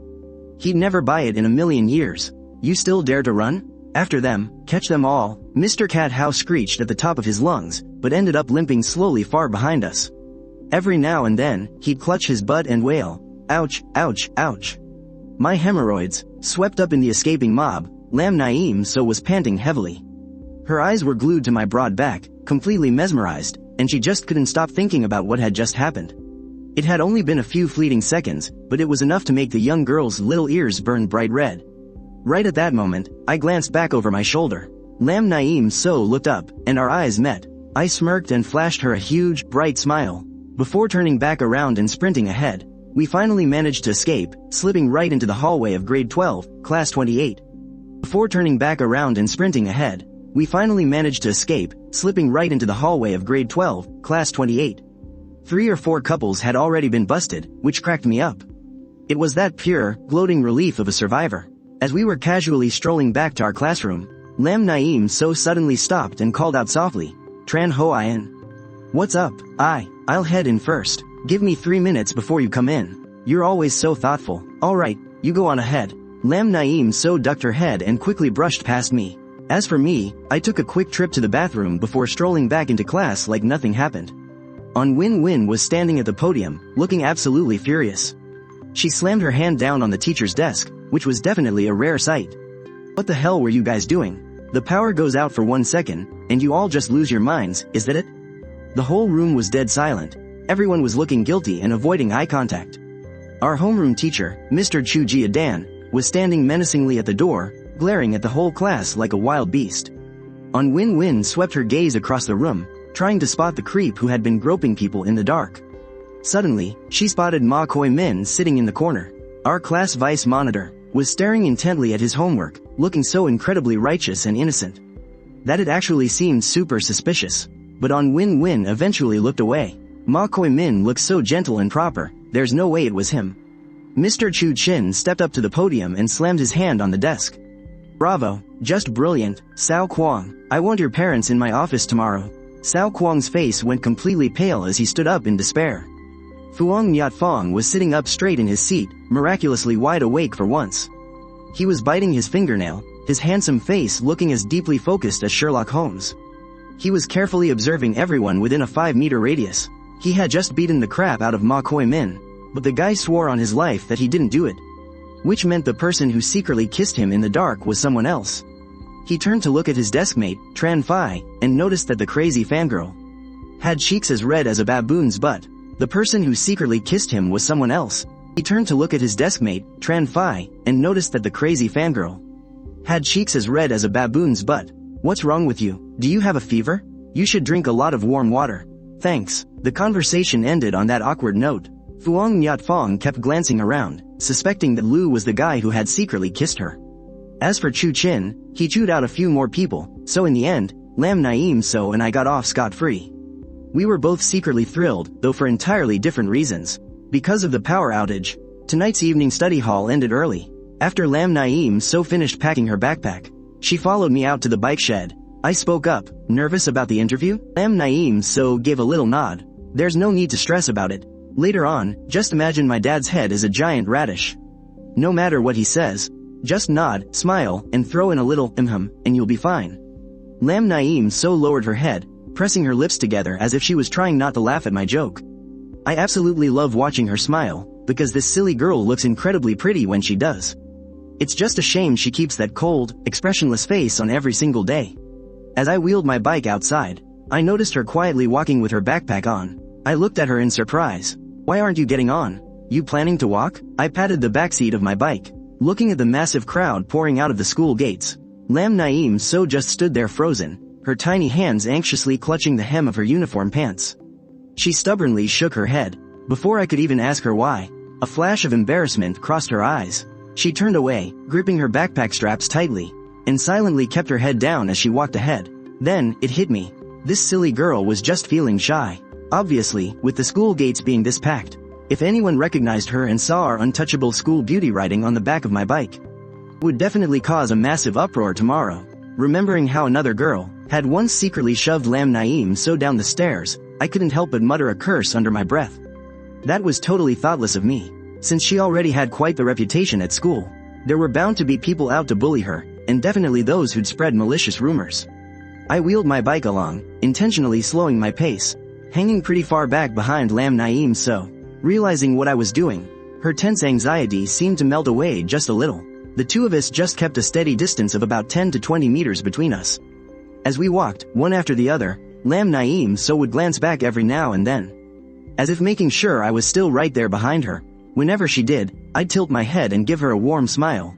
After weaving through a few corners, the streets were finally clear of any other students. I pedaled up right next to her. Hop on, there's no one around to see us now. Just as I expected, she obediently stepped to the side, got on her tiptoes, and perched herself gracefully sideways on the back seat. If you don't hold on to me, you're on your own if you fall off. At that, her long eyelashes fluttered softly. She timidly reached out her delicate, pale little hands, and like a sneaky little thief, used just 2 fingers to gingerly pinch the very edge of my uniform jacket. I was completely speechless, so I slammed on the pedals and bolted forward. Caught totally off guard, she let out a tiny yelp, immediately threw her arms open, and locked them tightly around my waist. Her 10 pale pink fingernails dug in so hard they went completely white. Honestly, there wasn't a single soul around to see us anyway. And we're completely innocent anyway. Would it kill her to just hold onto my waist? But I guess a clueless guy like me could never really understand the delicate, secret feelings hidden deep in a teenage girl's heart. Lam Naim so just buried her face in my back, the tips of her ears burning a bright, glowing red. Her arms stayed frozen in that shy, half embrace. If the person pedaling the bike was anyone else, maybe Lin Nianchu wouldn't have cared so much. But the boy sitting right in front of her was Chen Huaian. She wouldn't have dared to dream this, that those fleeting 10-minute breaks between classes. She wouldn't have dared to dream this, that those fleeting 10-minute breaks between classes were her only chance to secretly gaze at that boy, and yet here he was, giving her a ride on his bike. Hidden away where no one could see, past all the bashful shyness. A rare, blissful smile blossomed on the girl's lips. If only the world could just stop right at this very moment. She secretly let herself indulge in that luxurious fantasy, but Lin Nianchu knew all too well, that happiness might smile upon anyone else, but it would absolutely never be her turn. She was the one the goddess of misfortune had cursed. It had been that way ever since she was a little kid. I softly hummed a tune as I pedaled along at a breezy pace, leisurely making my way straight toward my family's big supermarket. Lin Nianchu curiously peeked over my shoulder and asked, "What song are you singing?" "Oh, it's by Jay Cho. I've never heard this one before." I tilted my head a bit. Then it suddenly hit me. That song came out in 2014, and right now, it was only 2010. I let out a dry chuckle. I almost forgot that I'd been reborn. Getting a second chance at life, my number one goal was to get into a top-tier university, to make up for the massive regret of missing out on college in my past life. Thinking about all those rebirth novels, where the main characters dive headfirst into startups, all following the exact same script. You finally get a do-over in life, and you're gonna exhaust yourself just to chase money again? What's the true essence of rebirth anyway? Number 1. Getting your youth back. Number 2. Grabbing the chance to get rich. But my main goal in coming back is to live my youth to the absolute fullest. Obviously, I still need to make money, but that can wait until I've crushed the college entrance exams. If I could get into the same university as Lin Nianchu, that would be absolutely perfect. Then again, that's probably just a pipe dream. Lin Nianchu's goal has gotta be Tsinghua or Peking University. Suddenly, I slammed on the brakes with a loud screech, stopping the bike dead in its tracks. Lin Nianchu jumped in shock. Her whole body slammed right into my back. Then, out of nowhere, I hit the brakes again, coming to a dead stop. Lin Nianchu jumped out of her skin, her entire body lurching forward and smacking against my back. I put on an incredibly serious face, staring dead ahead at the red light at the intersection, and boldly declared, "Lin Nianchu, I am done being at the bottom of the class. I'm gonna study my butt off. I have to get into an awesome university." Standing right there by the crosswalk, all the pedestrians were turning their heads to stare at us. The girl on the back seat buried her face, her ears burning red, and whispered, "Well, I'll do my absolute best to tutor you. The light is green, go, hurry up." It was probably the first time she'd ever wanted to punch me for being way too extroverted. The bike took a few turns. Finally, the two of us arrived. Four Seasons fresh food supermarket. Around this Wangjiang Road area, this was actually considered a pretty huge supermarket. Lin Nianchu hopped off the bike, and I parked it right by the front door. I told her to just wait outside for a sec, so I could head in and give them a heads up. The girl obediently nodded and stood in place, but her fingers kept nervously twisting the hem of her shirt, completely giving away her intense anxiety. Because this time, she wasn't just meeting a boss. She was meeting Chen Huaian's dad, even though she knew perfectly well that meeting her crush's dad didn't mean anything deep or serious. She was still trembling like a leaf. I walked into the supermarket, and immediately spotted Chen Tian holding a notebook, completely absorbed in checking the inventory on the shelves. "What you writing there, Dad?" I yelled out, making Tran Thien jump out of his skin. Seeing his face look exactly like that comedian Wei Shang when he turned around, I almost burst out laughing. "I brought them over. Just give them a quick rundown of the situation. Don't ask too many questions. Look, they're here. Let me see which unlucky kid is about to ruin their studies." Dad and I stepped outside together. Lam Naim So, who was standing by the door, turned around, her long, curled eyelashes fluttering slightly. She stammered out a nervous greeting. Dad and I stepped outside together. Lam Naim So, who was standing by the door, turned around, her long, curled eyelashes fluttering slightly. She stammered out a nervous greeting. The smile on Tran Thien's face instantly froze. He barely managed to squeeze out a single word, "Uh-huh." The moment he said that, Dad grabbed my arm and dragged me right back inside the store. "You little punk, you little brat, where the heck did you lure in a girl as pretty as a picture like that? I thought it was gonna be a boy. Aren't you afraid her dad's gonna come down here and wring your neck?" "She's just my desk mate." Tran Thien immediately smacked me hard on the head. "One look at that girl and you can tell she's from a good family." How could she possibly need money?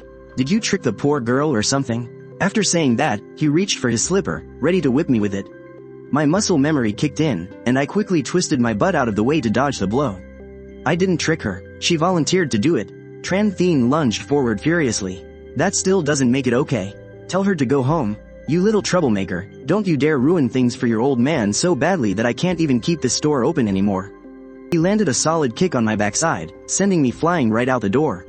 I was forced to stumble out of the store in a flailing, completely ungraceful posture. I scratched my head in utter embarrassment. She called out softly, Chen Huaian. I'll just head home now. She lowered her head, the corners of her mouth twitched into an awkward, forced smile, and then she turned and walked away into the darkness.